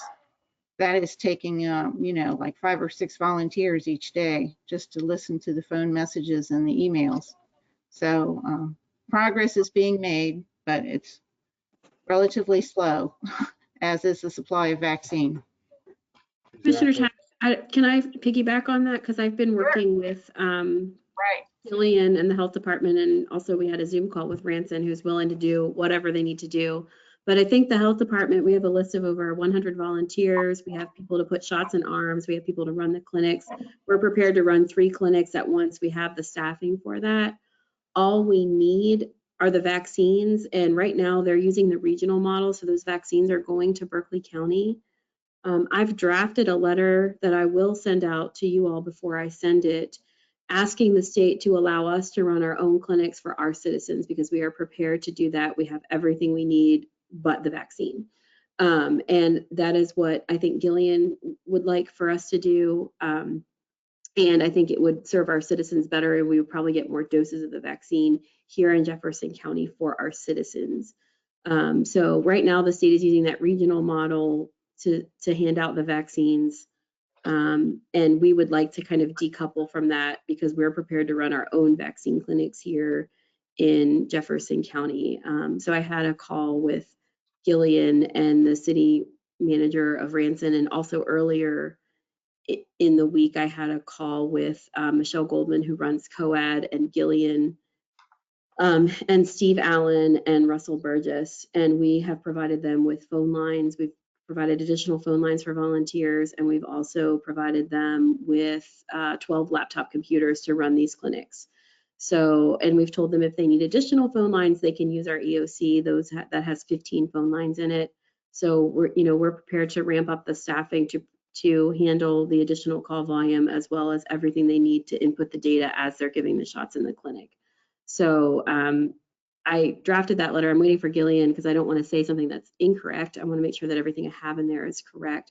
I sent that over to Gillian for her to approve, but I will probably be sending that out to you all to say, go ahead and send this on behalf of the commission to ask them to remove us from that regional model, so that we can run our own clinic and we can get our own doses of vaccine. And also too, we provided space at the vacant Red Cross office for the volunteers to take phone calls and so forth. So that is what.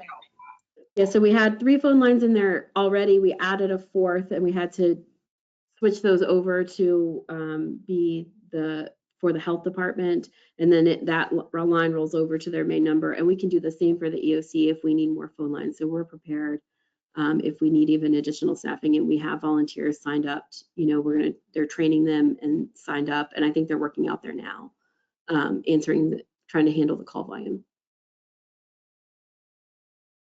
Maybe even contact some of our state reps. I mean, some of our state reps are in some pretty high level office positions. Yes. So I'm planning on sending this letter to anyone who will listen and who has any pull. So it's written right now to General Hoyer, but I'm going to copy, anyone who might have any ability to make this decision to get us out of the regional distribution. Sounds good. Anything further, Commissioner Tabb? No, that's it. Thanks. All right. Commissioner Stollifer, any updates from you? Yes, we had a planning commission meeting, and I attended my first HEPA meeting this week. The planning commission, we approved I'll call it the Styles Event Center. It's a property in the Capletown district. They're going to do events, weddings, and we also let me see. We're working on some notes here. Oh, solar. We approved to move the solar ordinance back to another public hearing at the next meeting. So then after that, the planning commission will then be forwarding it to the county commission for our approval. That's all I have. All right, Commissioner Hudson, do you have any report? Nope, nothing to report this time. Okay, I don't have anything to report either. I should have a substantial report at the February 4th meeting. So that's where we're at with that. I just want to make one note. Budget 101 is scheduled to be at 7 p.m. February 2nd. However, I sit on the Fire Association and they meet February 2nd at 7 p.m. That's a very important meeting. I think Budget 101 is very important also, but that will generally be run by the finance director of the county. So if it's okay with the fellow commissioners, I suggest Commissioner Stolifer run that Budget 101 and allow me to attend the Fire Association meeting. That's fine. Is everybody in agreement with that? Okay, and that's in person at Independent. I will be wearing my mask. Follow the guidelines.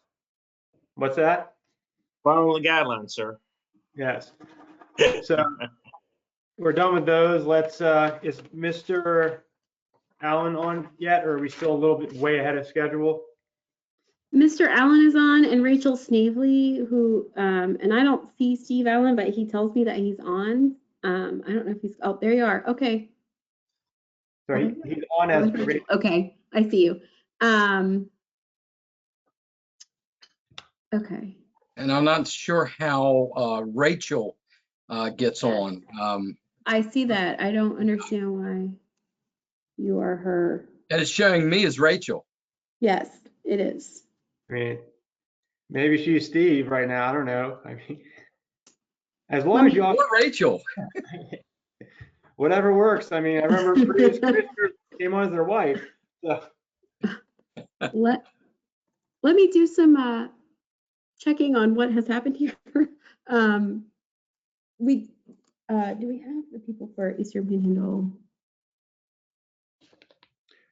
I mean, we can. Okay. I mean, do you want to hold off and let you sort that out, and we can try to do something else, or does Yeah, anybody need a break for 5 minutes? You want to do a little break? So let's take a 5-minute break or 7-minute break and reconvene at 7:45? Is that fine with everybody? All right, so we're on break or recess.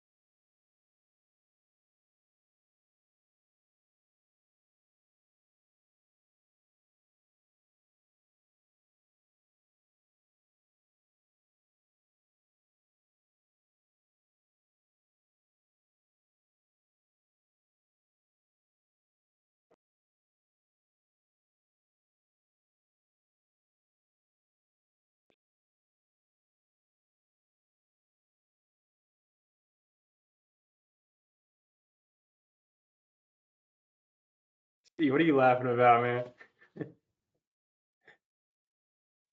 You're on mute. There we go. I just took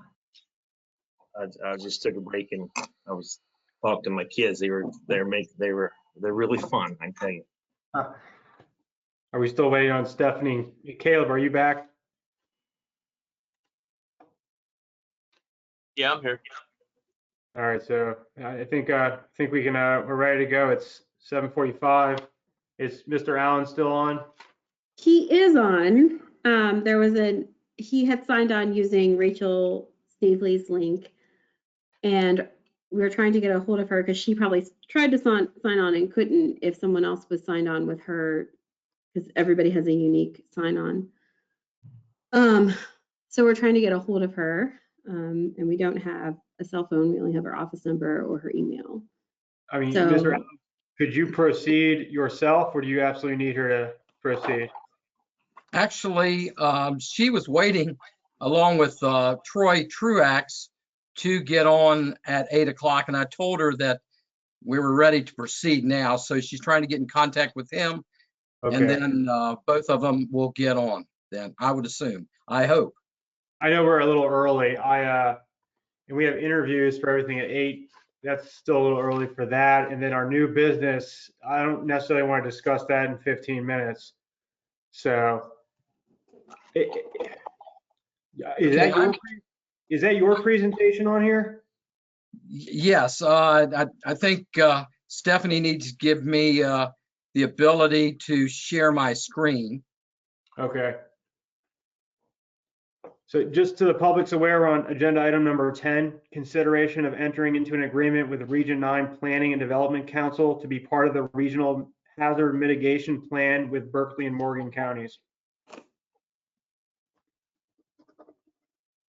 So go ahead, Mr. Allen, and hopefully the others join us.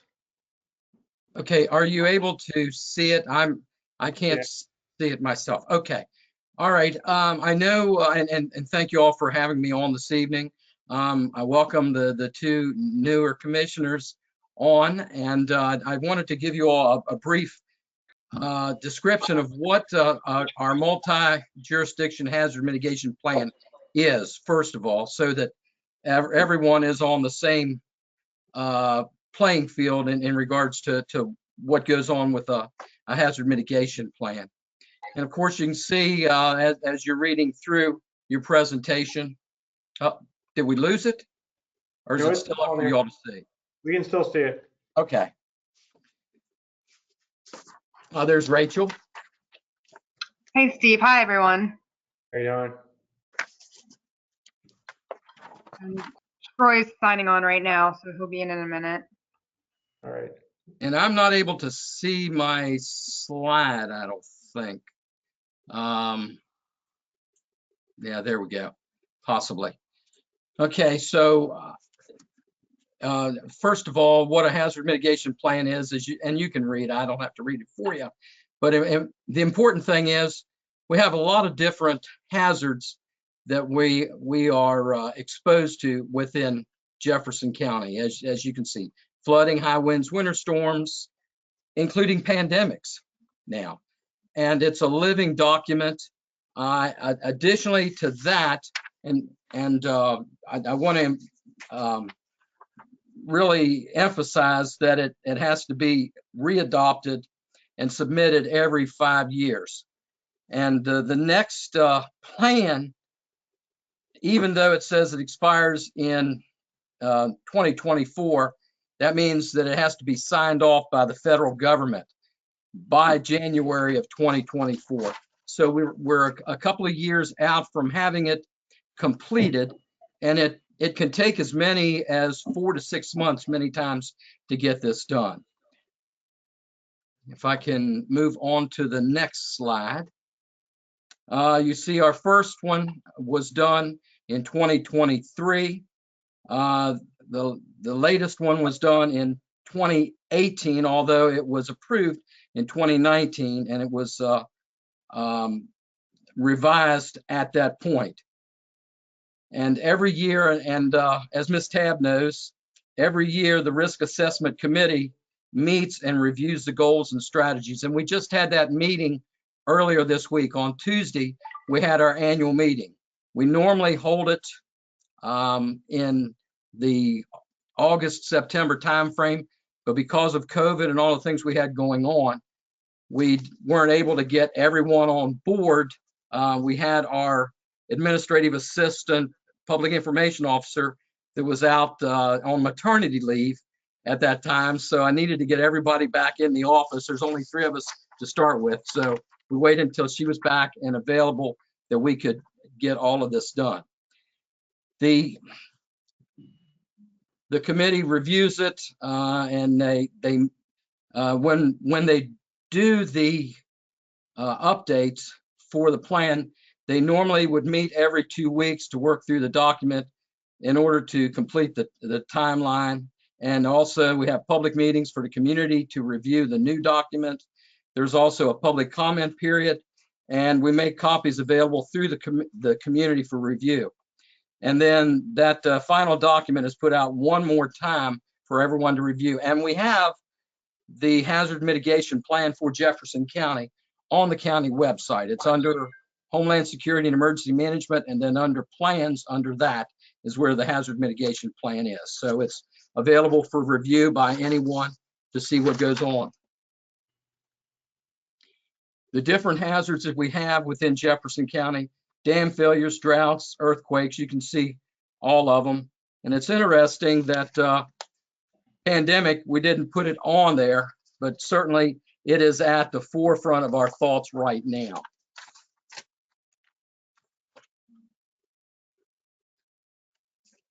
Because it covers all of our jurisdictions, our municipalities within Jefferson County, all of the agencies, the mayors and city council members have to approve the plan as well.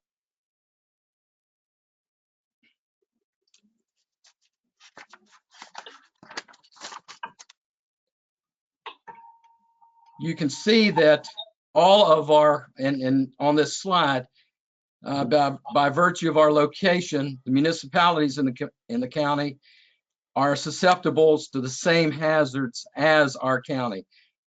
However, they may be more or less susceptible depending on whether they're close to rivers, streams, and things like that. They may not be so susceptible to flooding.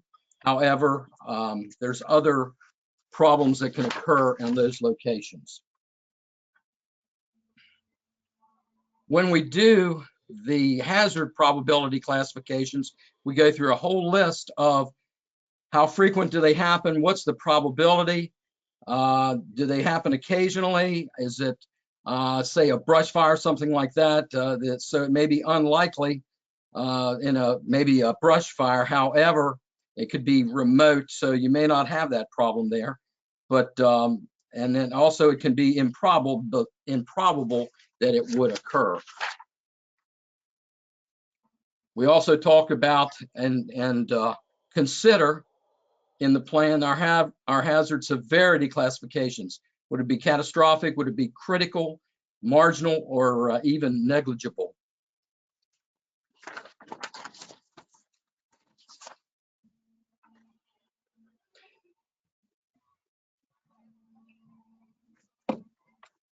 We go through, and it's normally color coded, although this is in gray, so you can see the different shades of gray. We do a matrix, and then that determines the priority on our list of what we need to prepare for the most, such as winter storms, flooding, high winds, severe thunderstorms, summertime, and things like that. Also within our hazard mitigation plan is the asset inventories. What critical facilities do we have? What vulnerable populations do we have? The economic assets, special considerations such as community outreach facilities, post offices, libraries, and also historical considerations such as structures listed on our National Registry of Historic Places. So we have to take all of that into count as well. We also provide a general description of the land uses and the development trends within our community so the mitigation options can be considered in our future land use decisions. Areas along the low-lying rivers and things like that are laying low down through there. You wouldn't want to have $1 million facilities located down in those areas. We also consider the goals, objectives, and strategies in our mitigation portion of it.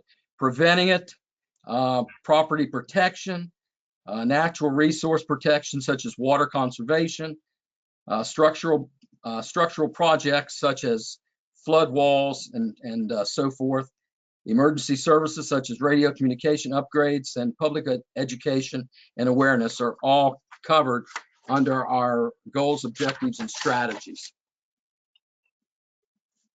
And I gave an example of goal 13 was to reduce or eliminate the negative effects of various other hazards in Jefferson County and improve upon the protection of the citizens from all natural and man-made hazards.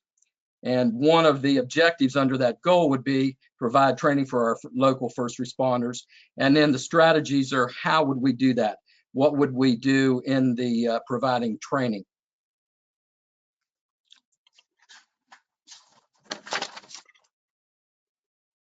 We utilize the Stapley method and that's an acronym standing for social impacts, technical feasibility, administrative requirements, political impacts, legal ramifications, environmental impacts, and economic impacts and cost benefit. As you see, the adoption of our plan, of course, it was promulgated by Section 322 of the Stafford Act, which says that all communities have to have a hazard mitigation plan in order to receive, number one, buyouts for properties if you want to relocate properties or get rid of a certain type of hazard, and we've done that within Jefferson County. And also for any disasters. If we don't have a hazard mitigation plan, then we're not eligible for funding from disasters. So we have to have a hazard mitigation plan. Now I'll change the subject right now to the community rating system because it ties right in with it. And if you're not familiar, our community rating system, as you can see, is a voluntary incentive program that we have within Jefferson County, and there are over 1,500 communities that participate in it. And what it does, it actually works with planning, engineering, and many other organizations within our county, and we can get reduced flood insurance premium rates. And as you can see in the bullet points, it reduces and avoids flood damage to insurable property. It strengthens and supports our insurance and the aspects of the National Flood Insurance Programs. And it also fosters a comprehensive floodplain management that we have here in Jefferson County. I'm proud to say that Jefferson County has the best rating in the entire state of West Virginia with a Class 6 rating. And you can see what the different ratings mean.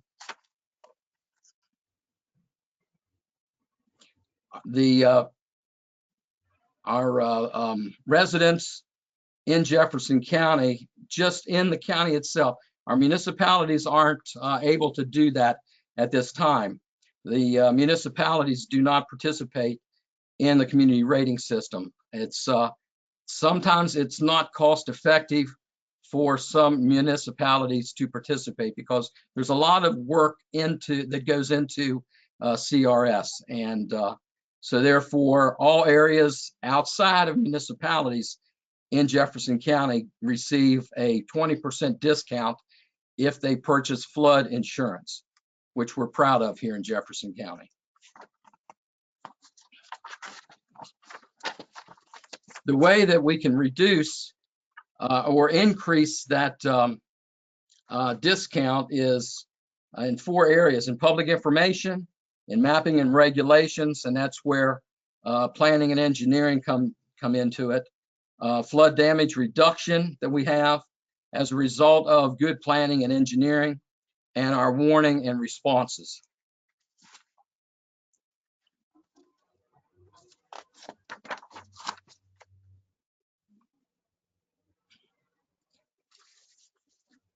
So when you look at, and we are rated, one of the portions of the CRS, the community rating system, considers what is in our hazard mitigation plan.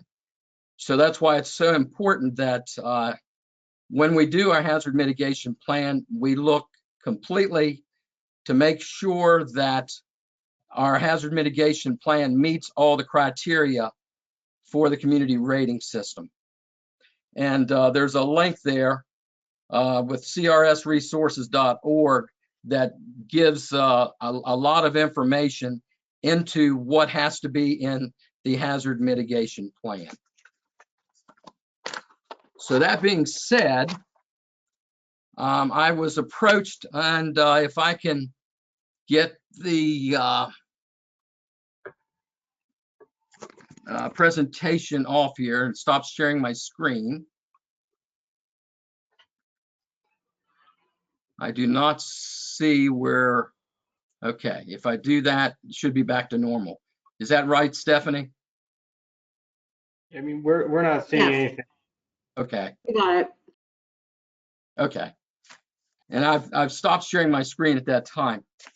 I was approached in late 2019, early 2020 by Bill Clark, at that time Director of Regional Planning and Development, in regards to find out if we are interested, we being Jefferson County, interested in going in with with Berkeley County and Morgan County on the hazard mitigation plan.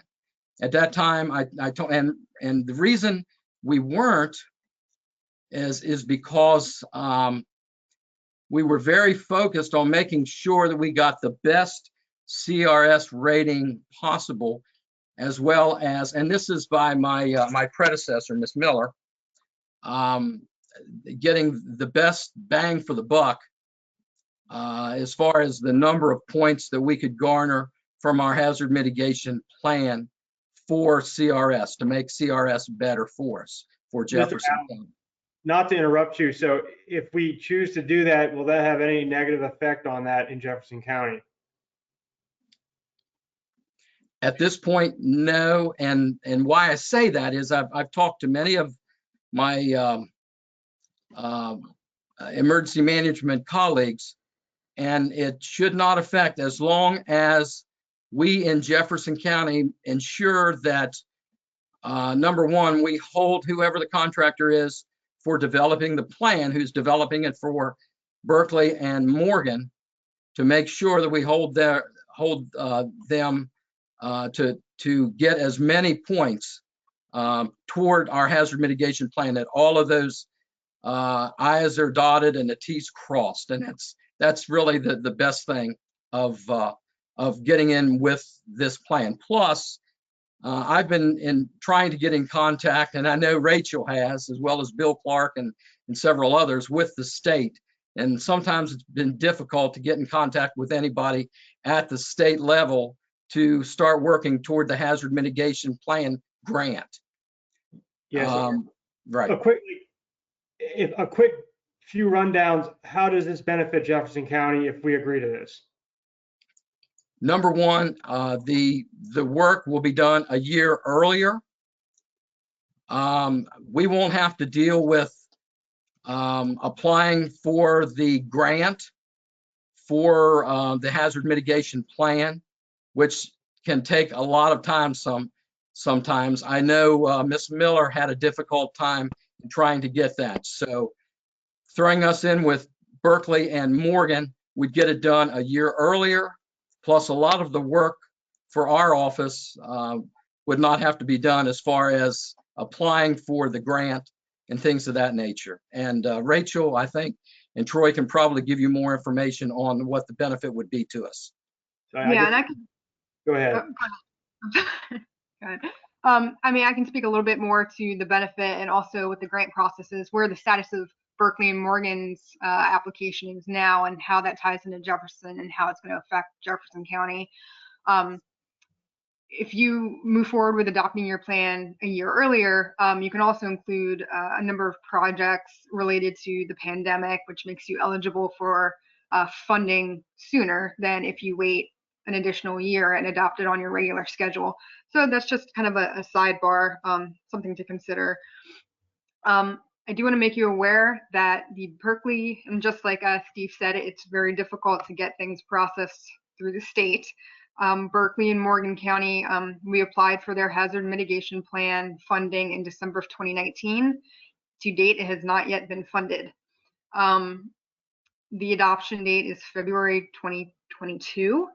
So our office has actually already started doing preliminary document gathering and research for Berkeley and Morgan counties.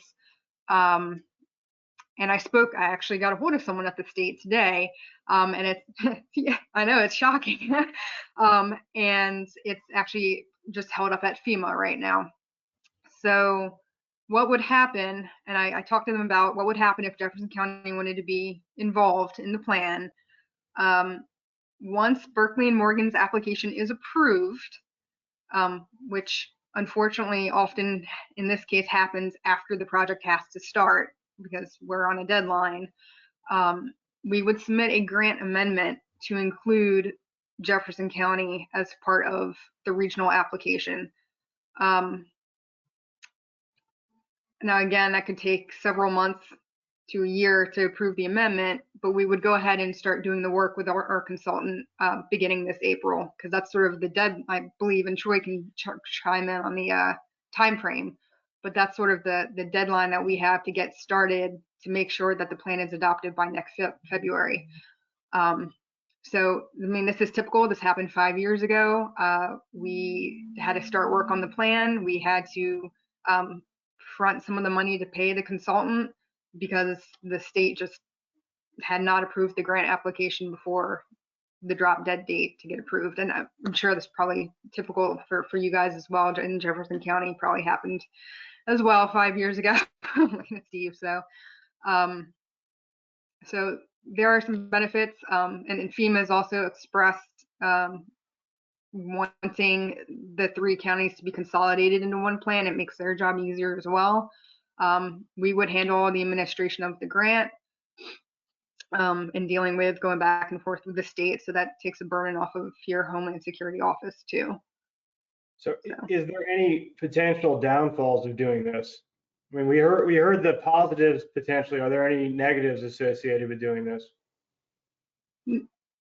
I mean, no, I can't think of any. I mean, when Steve was talking about your CRS rating, I mean, that will not be affected by you being part of a regional plan. It's only affected by the content of the plan itself, which is driven by your team that participates in the planning process. And obviously the CRS can be affected by a number of other things that he mentioned, your public information, outreach, warning, that sort of thing. But being part of a regional plan will have, in itself, will have no effect on your CRS rating. And then worst case scenario, and this is the absolute worst case scenario, is that for some reason FEMA does not want Jefferson County to be part of a regional plan, which no one can think of any possible scenario where they would not want that on the state level anyways, because that just doesn't make any sense. You get your plan done a year early and you're eligible for more funding because you've identified projects a year earlier. So. Right on. And any other commissioners?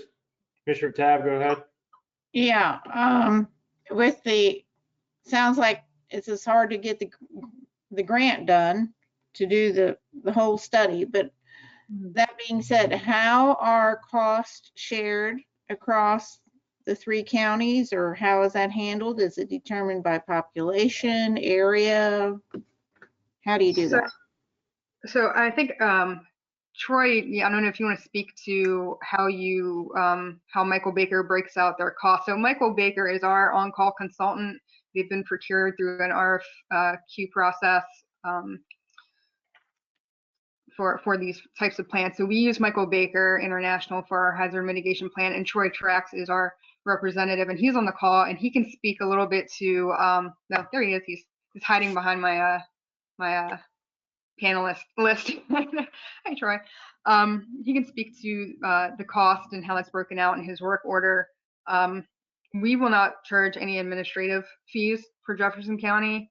We have integrated a blanket cost into the grant application, and there's only so much time we can spend, we as the office can spend on the plan. So we will not be adding any administrative fees when we add Jefferson County into the budget. So we will only be asking for what the consultant will be charging for Jefferson County. There's no cost share for this plan. It is 100% covered. Steve, correct me if I'm wrong, because this is my 75% funded federal, 25% funded state, I believe. Okay.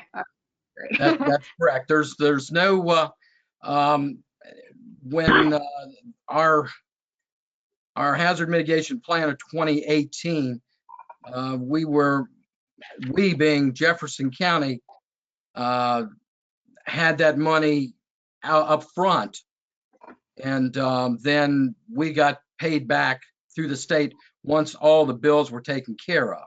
Now, I'm assuming that Region 9 takes care of all of that.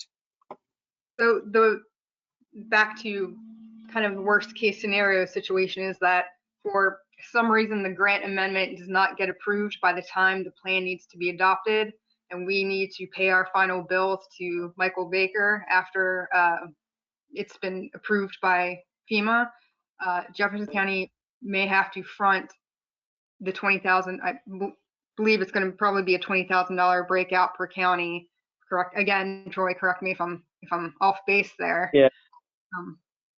Yeah, and that's based on that number is based upon when we worked with Region 9 5 years ago to update. It was a joint effort between Berkeley and Morgan counties 5 years ago.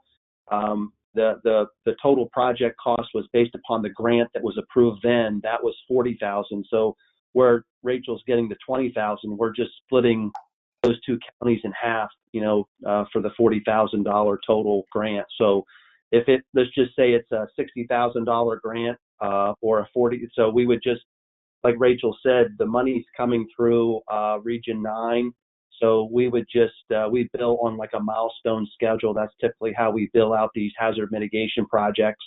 So we get to a milestone, and then ultimately when we get to the approved pending adoption from FEMA, that's like our final payment. So basically we're not done until the approved pending adoption, until FEMA approves the plan, and we work through that whole process to get to that point. And then when it comes to adopting at the county and the municipal level, Charlestown, Ranson, in your case, Jefferson County, Harpers Ferry, et cetera, it's just simply, you just got to get those entities, yourselves included, to adopt by resolution, and that's a formality at that point because you've already got the approved pending adoption letter from FEMA. So we're really depending upon now, even if Jefferson County did not participate, we're literally waiting on Region 9 to say, hey, we have our grant agreement approved from the state through FEMA, and that grant amount is X.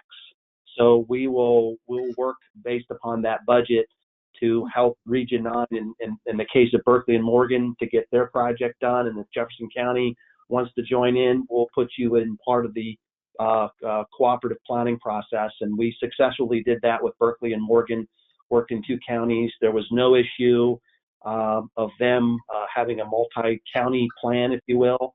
It worked out great. FEMA loved it, and they got approved pretty efficiently through that process. Okay, just to interject real quick, is there any way you could provide the commission with like follow-up documentation about numbers or something we can read? We've been a little all over the place with numbers and cost sharing estimates and what it means for us and vice versa. I don't know how the other commissioners feel, but I'd like to maybe read up as a follow-up to this discussion prior to making a decision. I understand where you're coming from and what you're talking about as far as the numbers. What does everybody else feel? I concur with you, Josh. I think we should take a little bit harder look at it and then revisit it. Commissioner Tabb, Stolifer, Hudson? Yes, if you want to take additional time, I don't have a problem with that.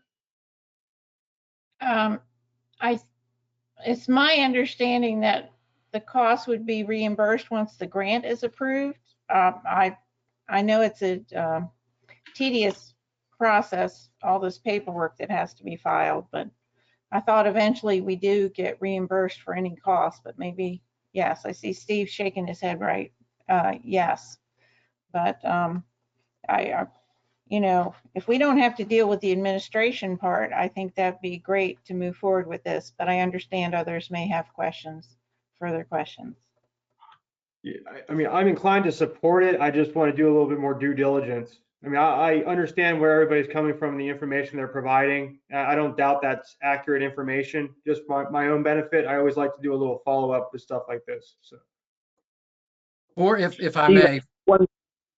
Steve, one question I would have for you, and maybe Rachel, so maybe to answer Commissioner Compton's question is maybe, Steve, you got a grant the last time you updated your plan.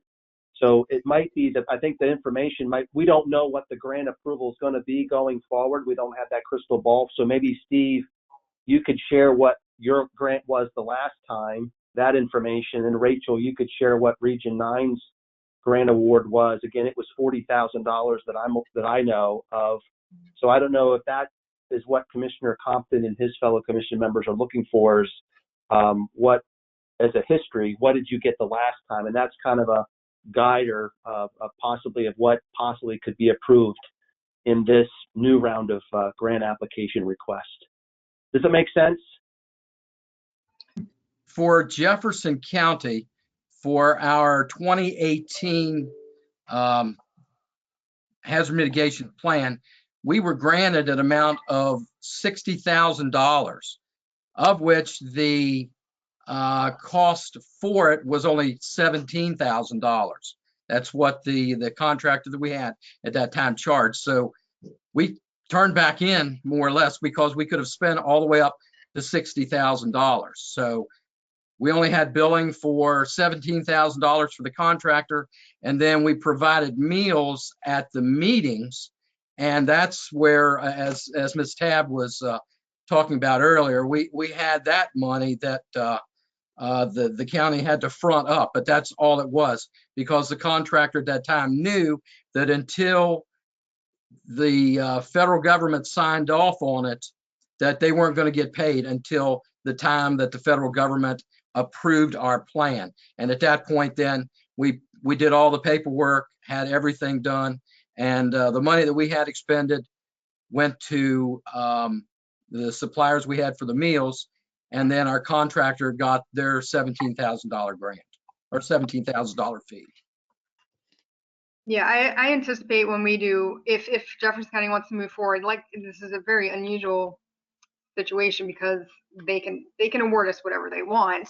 And we asked for 40 based on the 2020 split between the counties, that we would do a budget amendment for another 20,000 to add in Jefferson County. So at most, Jefferson County would have to front $20,000 at most. If they award less, we split that in the thirds, and Jefferson County would be responsible for their third of the plan, just up front, like I said. And then once the grant's approved, it would be reimbursed immediately. So. Yeah. Okay. I mean, what does everybody think? I mean, I'm inclined to support it. I want to take a moment to just look it over one last time after the call, but I'm one of 5. So if others have a difference of opinion, that's fine. You know, I certainly support it, but if you want more time to read over something, I'm okay with that too. Is there a certain time where we have to approve this? Are we on a time crunch here, Steve or Rachel? We will, our consultant will need to get started working with you. I believe April, is that correct? By April, we would need a firm yes or no. Yeah, we really need to, April would be kind of the last month that we could really hold off until we can get going to meet the at least on the Region 9, Berkeley Morgan, their deadline is February 2022 to have the plan approved. Yeah, I'm not suggesting waiting that long. I think putting it on the February 4th meeting in 2 weeks would be adequate. I think that gives a little buffer of time and is well in advance of April. Sure. Rachel, if I can ask, the contact which you had with the state today, did they give a positive thought on it or anything on the approval? The Berkeley Morgan approval, or yeah, they said that they were working with Matt McCullough with FEMA Region 3, and I would be hearing back from Lonnie Bryson hopefully next week. I told them, I gave them a drop. I told them that we need to have the money within the month. I mean, it's been quite some time, so but it's hung up at FEMA, and you know they're doing other things now, so it is what it is. But like I said, like whether it's approved or not, we get started anyways. So, because that has to be done. Okay, so hearing that, I mean, it sounds like the consensus is we're going to give it 2 more weeks, approach it at the next meeting, February 4th, and make a decision at that point. And I don't want to spend too much more time on this agenda item because we have interviews and county residents waiting for those interviews. So is that amicable to all the commissioners? We'll reapproach this at the February 4th meeting? Yep. Yep. All right, guys. Thanks a lot. Appreciate it, Steve and everybody. Take care. Yeah. Thanks. All right, we'll move on to agenda item number 8. We'll first start with interviews and appointments to the Eastern Panhandle Transit Authority, 2 3-year terms ending January 31st, 2024. Let me pull that up. It's pretty wild. We're getting into 2024 already.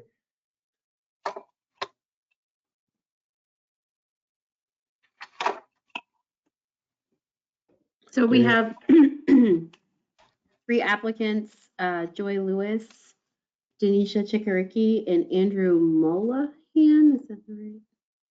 And I see Andrew. I'm going to go ahead and unmute him. All right. Let's see. Sean.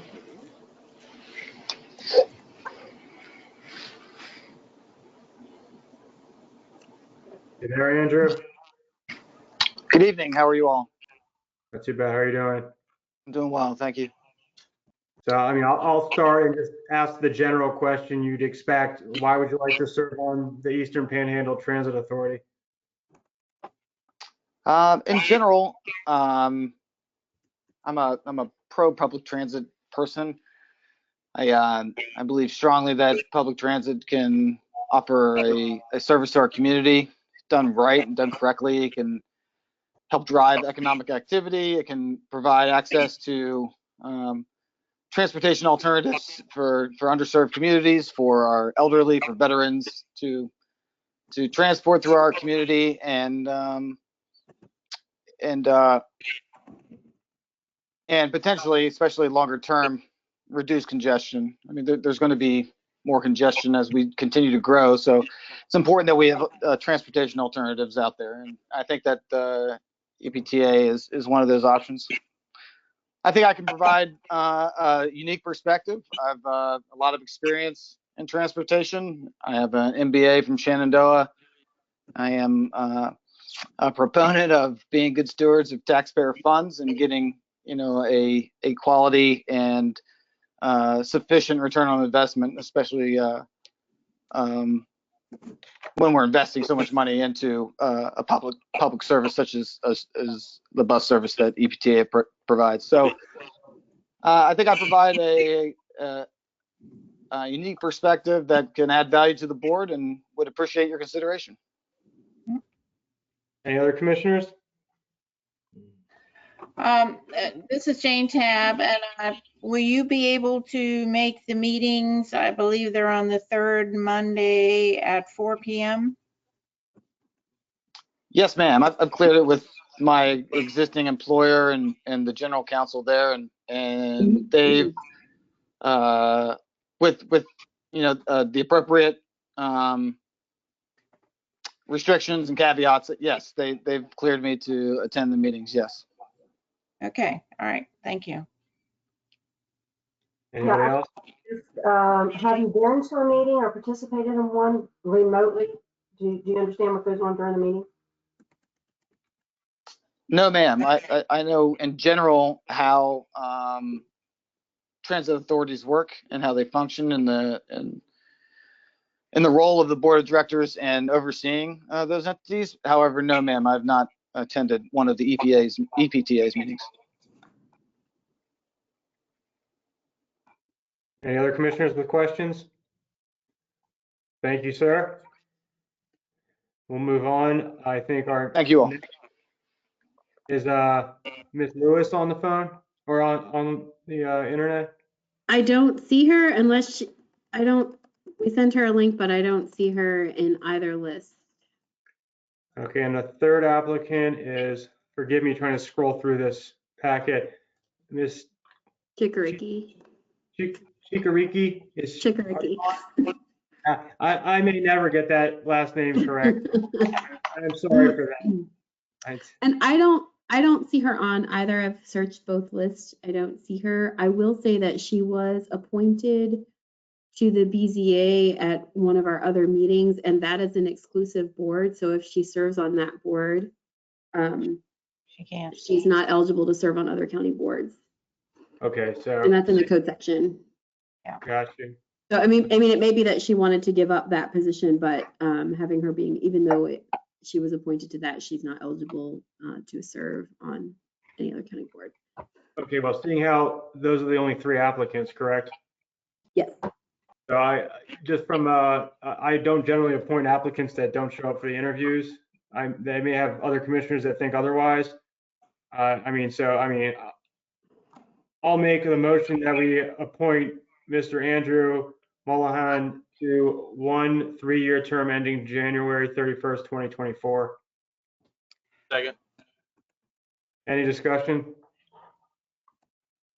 All in favor of the motion, say aye. Aye. Opposed? Motion passes. Congratulations, Mr. Mullahan. If you're still Thank you all on. very much. I appreciate your time. Thank you. Commissioner Tab? Yes, I would like, Joy Lewis currently serves on the EPTA, and I would like to move that she also be appointed. There are 2 terms.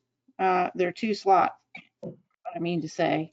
So I move we appoint Joy Lewis to the 2nd position on the Eastern Panhandle Transit Authority. I'll second that. Okay, and I that crossed my mind. She does serve on that board, so I'll support that as well. Is there any further discussion on that? All in favor of the motion, say aye. Aye. Opposed? So Ms. Lewis will also be serving 1 3-year term ending January 31st, 2024. We're going to move on. Interviews and appointments to Jefferson County Planning Commission. 1 unexpired term ending March 31st, 2021. So it's not a very long term. No. So we had discussed appointing to the full term as well, since there's only a couple of months between this, between this current term ending and then the full term. When is the full term end?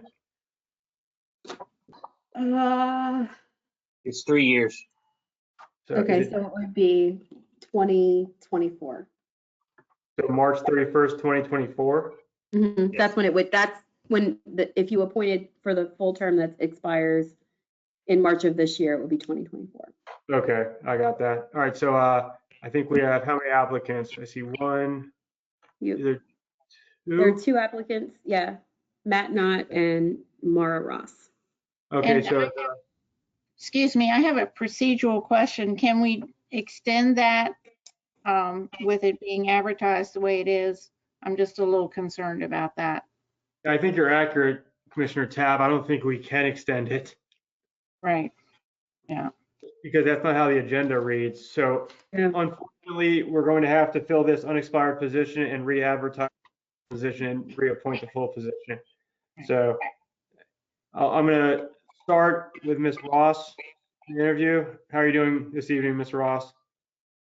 Pretty good. I do want to mention something though. The way the position was advertised, though, like in newspapers, was that there were two positions. was a mistake. One was mistake. Okay, so there was like no reprint of the positions.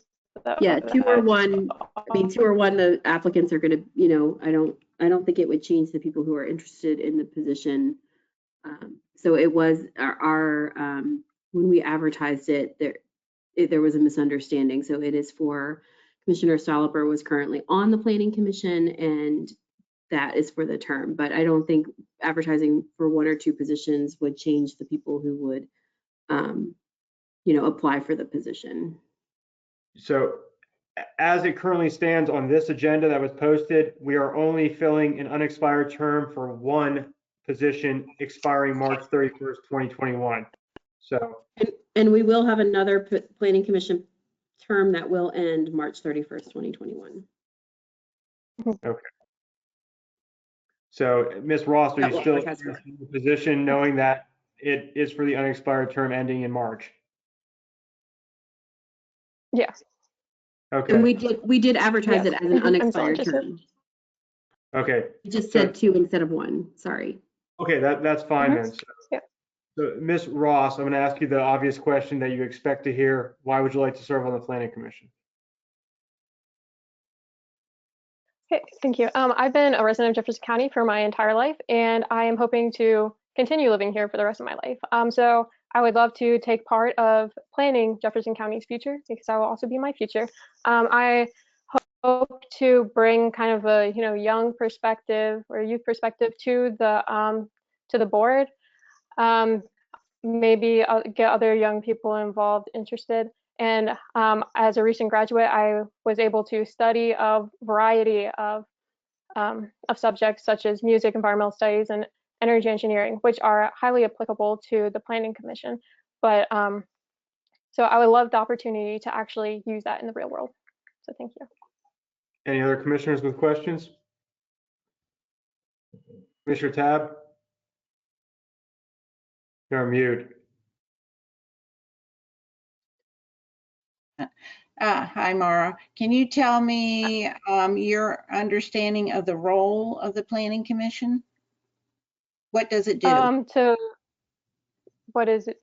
So it's to ensure that Jefferson County kind of follows the 2035 Jefferson Envision Plan, comprehensive plan, and make sure that the county stays safe and a healthy place for the residents to live and work.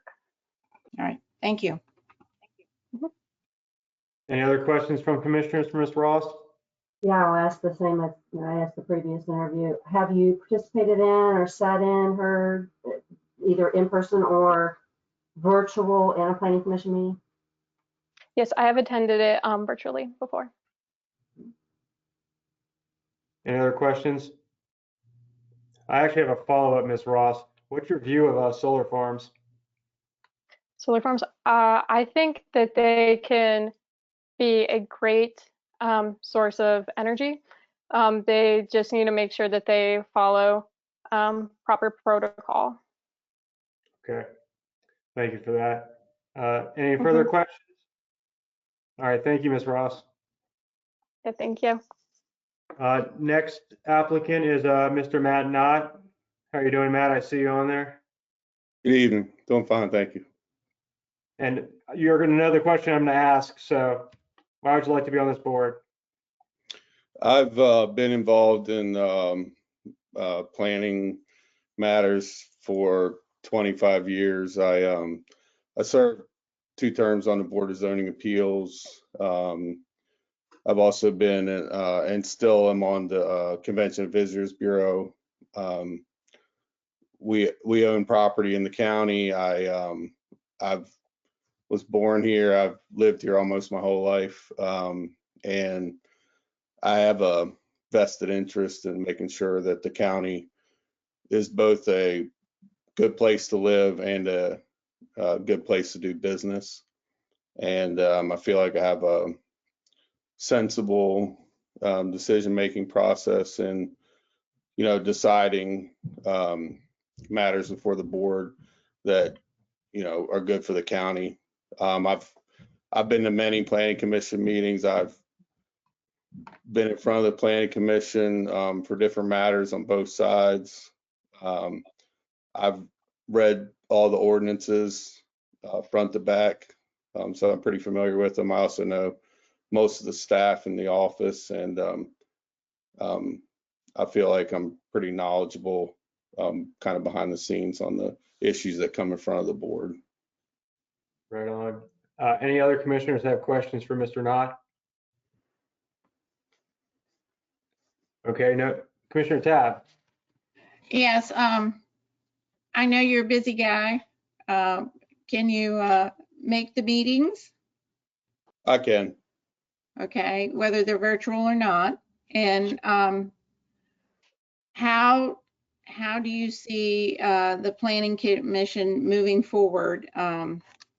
There's been some contentious items, and what will, I'm not saying this right, obviously, I'm struggling. You know, and you've said you have business interests in the county. Can you explain to me that your viewpoint of how you would weigh those interests with what comes before you in the Planning Commission? Sure. I think because of the nature of our business, I have an interest both in the preserving Jefferson County in the current state, but also looking at growth that makes sense. I am pro-business, but living here and operating a business that is very dependent on the environment. I am conscientious of things that cause harm. I also I feel like we own probably 20 parcels in Harpers Ferry, so I'm used to working with my neighbors and how things we do affect other people. Honestly, I've done stuff in the past that people have gotten upset about at the time that we were considering doing the things, but I would say I don't have one neighbor who I'm on bad terms with. And in the end, I've always considered how the things we do affect other people. And I feel like that's the kind of approach that I take at the Planning Commission. I think that's also the approach that I took at the BZA. I mean, I was on the BZA, during several different things that were very contentious. And I think I, had a common sense approach to, how we decided in all those matters. Thank you. Any other commissioners with any questions? All right, so I'm going to open the floor. Oh, go ahead, Commissioner Hudson. I would go ahead and move a motion to accept Matt Knott for the next appointment, for this appointment for the Planning Commission, term ending March 31st, 2021. Second. I think procedurally, I need to open nominations, and nominations are made. So Commissioner Stollifer, do you want to make a nomination? Yes. Okay. I'm gonna, any other nominations? Yes, I'd like to nominate Maura Ross. Okay, seeing no more, any other nominations? Okay, nominations are closed. So we'll vote on Mr. Knott first. All those in favor of appointing Mr. Knott to the Planning Commission unexpired term March 31st, 2021, say aye. Aye. Aye. All those in support of Ms. Ross to the Planning Commission term ending March 31st, 2021, say aye. Aye. So Mr. Knott will be serving on that board until March 31st, 2021. Thank you. And just one minor note, thank you, Ms. Ross. I absolutely encourage younger members of Jefferson County to apply for and serve on boards. I approached this as experienced, and at this time, I think Mr. Knott was the more experienced applicant. So again, thank you, and I encourage you to apply for other boards going forward. Thank you, and I agree. It was great to see you on here, Mara. So good for you. All right, we'll move on. Next up is interviews and appointments to the Jefferson County Emergency Services Agency. One unexpired term for a citizens representative ending June 30th, 2022, and one 3-year term for a citizen representative ending June 30th, 2023. So I think as I scroll down trying to get to these things.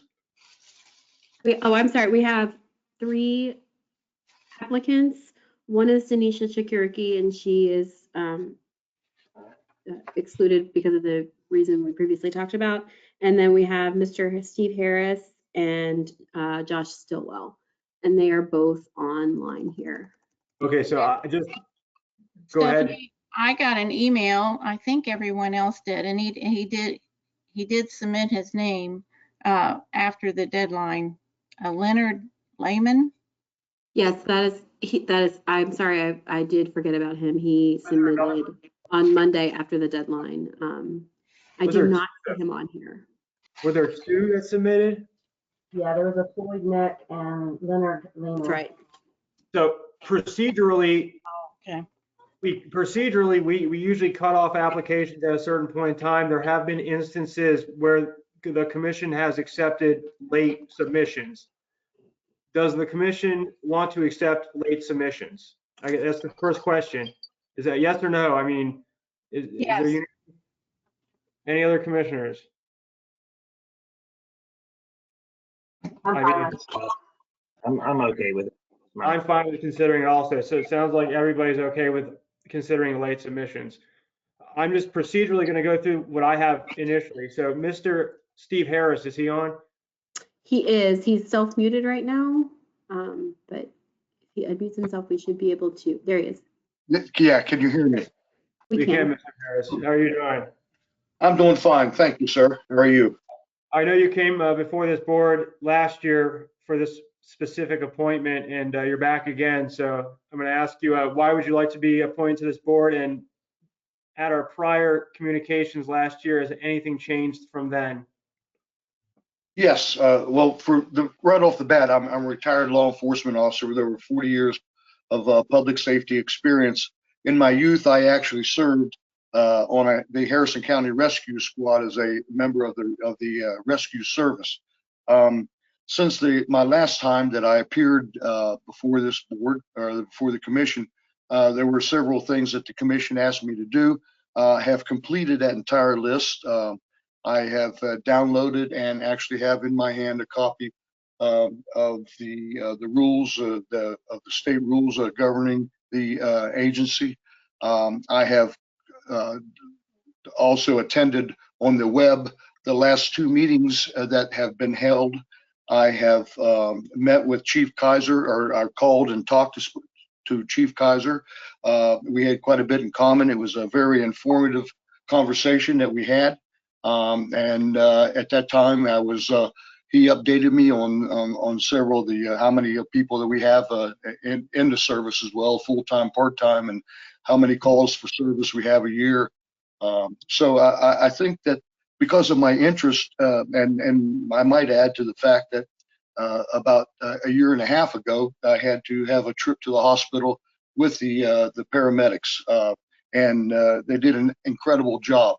And I'd like to be part of this agency on the board to ensure that we're able to help these folks get the training, the funds, and what they need to continue to serve the citizens of Jefferson County, as well as the people that come to visit Jefferson County. We have an incredible county here, and we have a lot of tourists. And I think that it's of the utmost importance that we have people sit on this board that are concerned with the people that we have out there to ensure the safety of the people in this county. Thank you, sir. It's good to hear you were able to view some of those meetings and discuss things with the director. Are any other commissioners questions for Mr. Harris? Commissioner Yes. Tab? Let- Commissioner Jackson, go ahead. I might be asking Ms. Tabb's question, or Commissioner Tabb's question, but so first I want to say thank you for your continued interest. We've had this position, one of these positions been up for 6 months, and it's been hard to find applicants. But the meeting is the third Tuesday of the month. Is that doable for you? Yes, it is. Absolutely. I'm retired, so I attend several meetings of other groups that I belong to and during the month, and absolutely I'd be able to attend not only on the web but in person to the meetings for the agency as well. Okay, thank you. Ms. Tabb has questions. Jane? Commissioner Mr. Harris, thank you for doing some education activities there for the ESA. And can you tell me what your opinion is on ambulance and fire fees as far as supporting ESA? I think the service that we have currently is excellent. Like I say, I for one had to be taken to the hospital about 1.5 years ago. The folks that responded at that time were very well trained. I found that they had the proper equipment that they needed to not only stabilize my situation, but to get me to the hospital where the hospital personnel were able to get things turned around for me rather quick.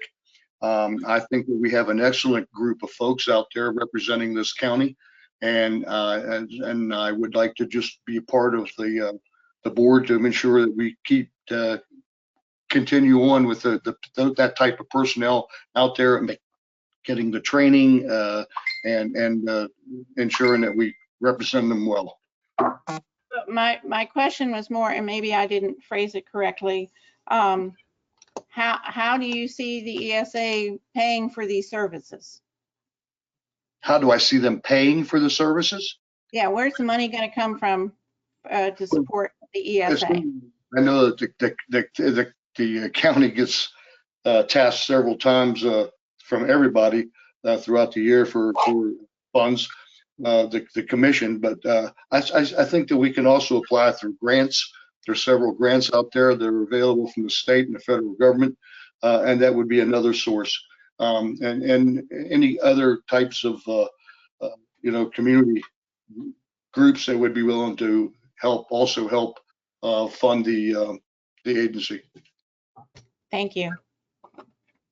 Any further questions for Mr. Harris? I just have one last thing, Mr. Harris. There are 2 positions. One is an unexpired term ending June 30th, 2022. One's a 3-year term ending June 30th, 2023. Do you have a preference? Whichever the commission would prefer, I'd be happy to serve in either capacity, sir. All right, thank you, man. Let's move on. I'm gonna get this point, and Jane, say it for me. Miss. Oh, Denicia Chikoriki? Yes, Chikoriki. I didn't think she could apply. Yeah, I wanted to make that point. So I don't think we can consider her knowing that she's been already appointed to the BZA. Yeah. So I'm going to move to the next applicant, which is Mr. Joshua Stillwell. Is Joshua on? He is. Joshua, can you hear us? He just needs to unmute himself. Okay. There he goes. There you go. Can you hear us, sir? Oh, I inadvertently muted him. I apologize. Josh, you there? Yes, sir. Good evening, ladies and gentlemen. Can you hear me? Yeah, I can hear you just fine. So I'm gonna ask you the same question that everybody gets asked. Why would you like to serve on this board, specifically ESA? I would like to be a voice on the ESA board to so that the firefighters and EMTs and paramedics can have a person that supports. I'm very proactive. I want to see additional funding from the county to keep the training up to date. and I want to keep it up, keep everything, excuse me. I want to keep the county up to, like I said, keep the training, make sure everybody's good on that, stay proactive, and whatever they need, I want to be able to help out. Any other questions from commissioners? Yeah, Mr. Stillwell, I just wanted to ask, have you ever attended an ESA meeting? I have attended 2 meetings, ma'am. Okay. And their meetings are on the 3rd Tuesday of the month. Would that be a problem for you? No, ma'am. I don't have any further questions. Commissioner Tab? Mr. Stillwell, thank you for applying. How do you propose that the ESA be funded? Do you support ambulance fees or fire fees? I do support the ambulance fee, what we have right now. I think that's working. I would kind of maybe maybe have a study done on the fire fee before we would, make sure there's a need for that before I don't like to have any extra taxes on our county residents. Maybe we could look at taking some money out of the general fund to help support these services. Okay, look at our budget. We already do, but I understand your position. Thank you. Yeah. Any further questions, Commissioner Stahl for Hudson? All righty. The next 2 applicants, is Mr. Leonard Lehman on the phone or online?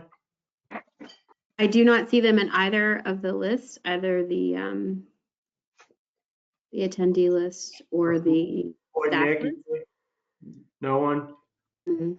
Okay, I think Mr. Lehman used to be associated with a fire company. I don't know if he currently is. But if he is, that would disqualify him from serving as the citizen representative, because under the ordinance, the citizen representative cannot be associated with a fire company. But I don't know whether, I know he used to be, I don't know what his current affiliation is. I don't have any idea, and I mean, he's not here to answer the question, so, I mean, I'm gonna open up nominations for the 2 positions. So are there any nominations? I mean, we're first gonna do the one unexpired term ending June 30th, 2022. Do we have any nominations for that?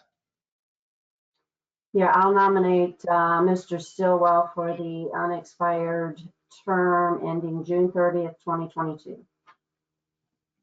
Any further nominations for that? All right, all those in favor of appointing Mr.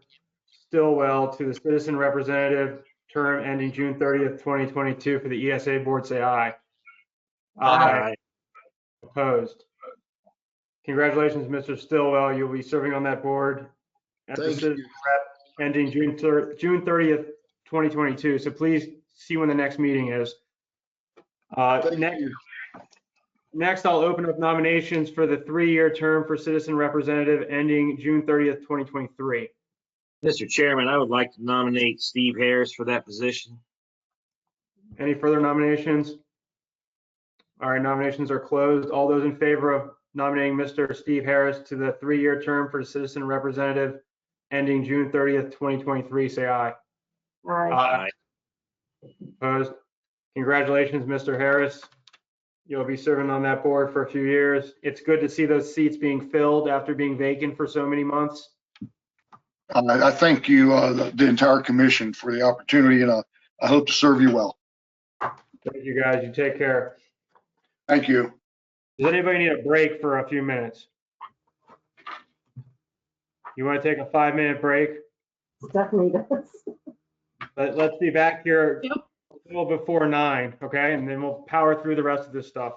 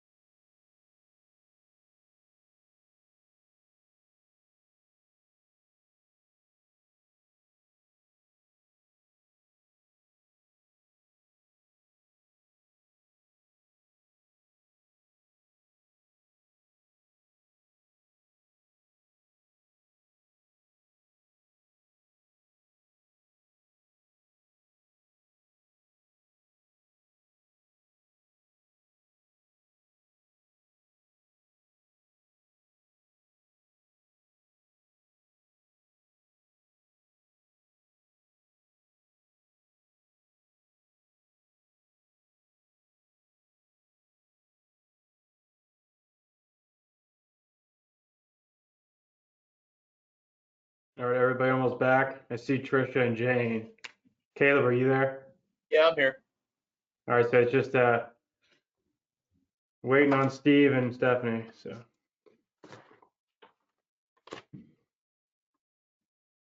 there's Stephanie.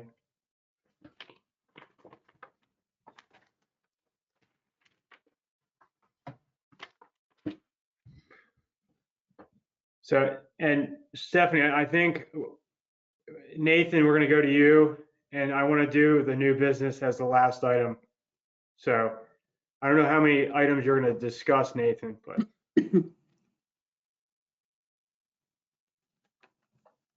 Yeah, I'm muted. Are we back on? are you back on, Stephanie? Mhm. Okay, so for the public's benefit, we're on agenda item number 11, Nathan Cochran.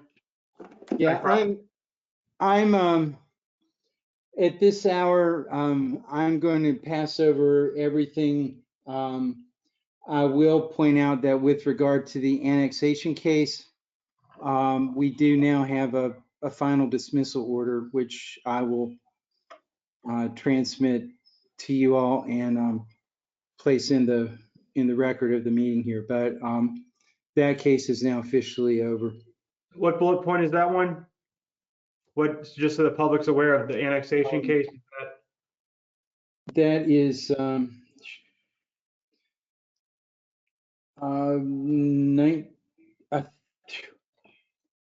I believe that is a 1904-12.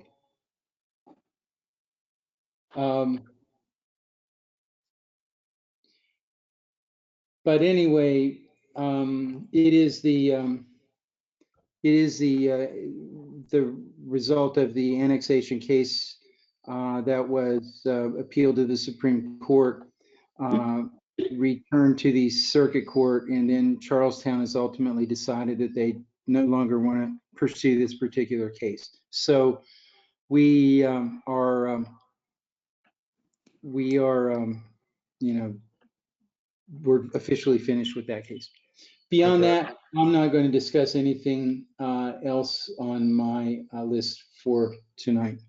Okay, is there any update on Article 147? I know we took some action a few weeks back on that. Do we have any update on that, or can we do it next week? I would, we don't have any particular update. As you know, Will Werbaugh, I had handled that because he had been the one who had basically been involved in the public service district dissolution and the purchase of the assets by Charlestown. So I will get an update from him on the next meeting. All right, that sounds good. So thank you, Mr. Cochran, and good night, I guess, if you're signing off. No, I'm not signing off. I'm waiting around. That was your invitation. But all right, so I can't tell you how much I appreciate it because we've run out of coffee. So there will be no executive session on any item 11 bullets. So we're going to move to the last agenda item, to new business. Discussion of evaluation and continuation of project manager position.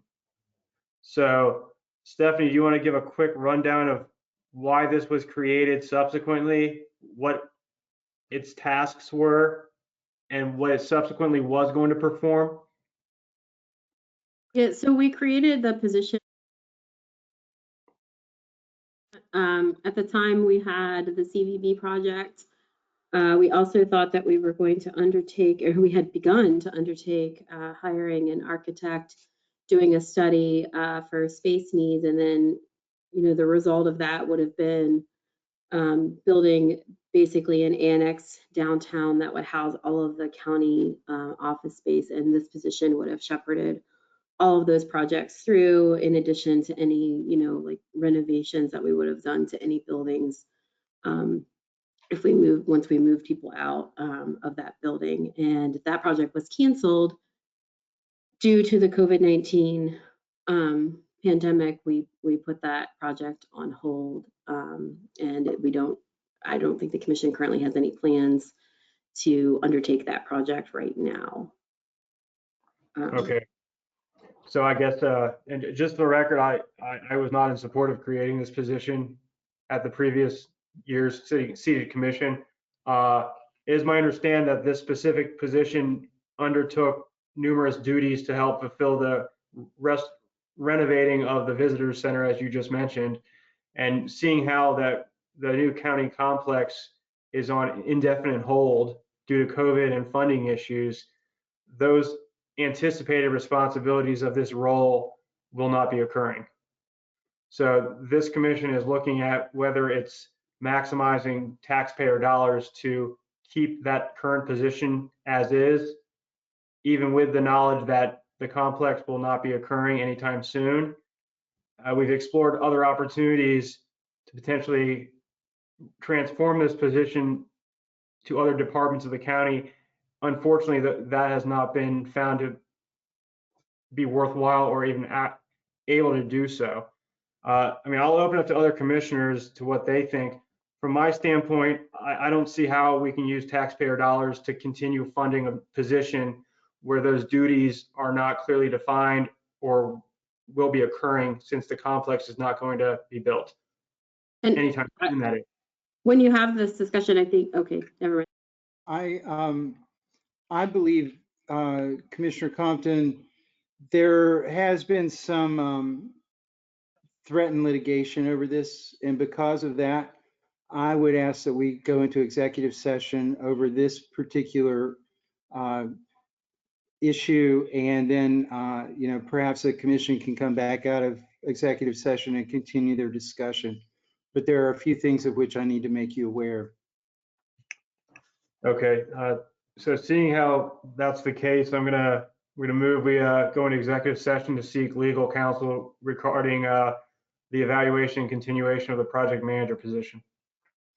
And I also have our counsel that was assisting us through part of the formation of this, Mr. Kennedy, present to go into executive session as well. All right, so I'll amend my motion to reflect outside counsel as well. And I'll second the motion. And do we have a link for executive session, Stephanie? Yeah. Yes, I sent it out as this meeting was beginning, so it would be at the top of your email. Okay. And remember, you have to leave this platform and go over to the other platform, and then come back. Okay. Any further discussion on this? All those in favor of the motion say aye. Aye. Opposed? Good. We're in executive session.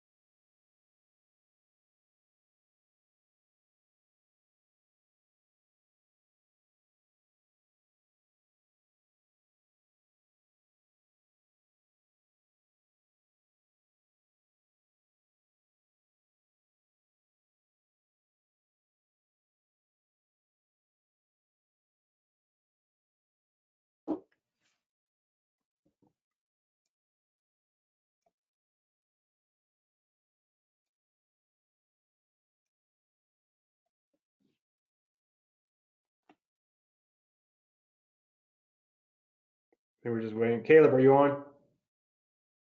Yeah, I'm here. So it's just Steve.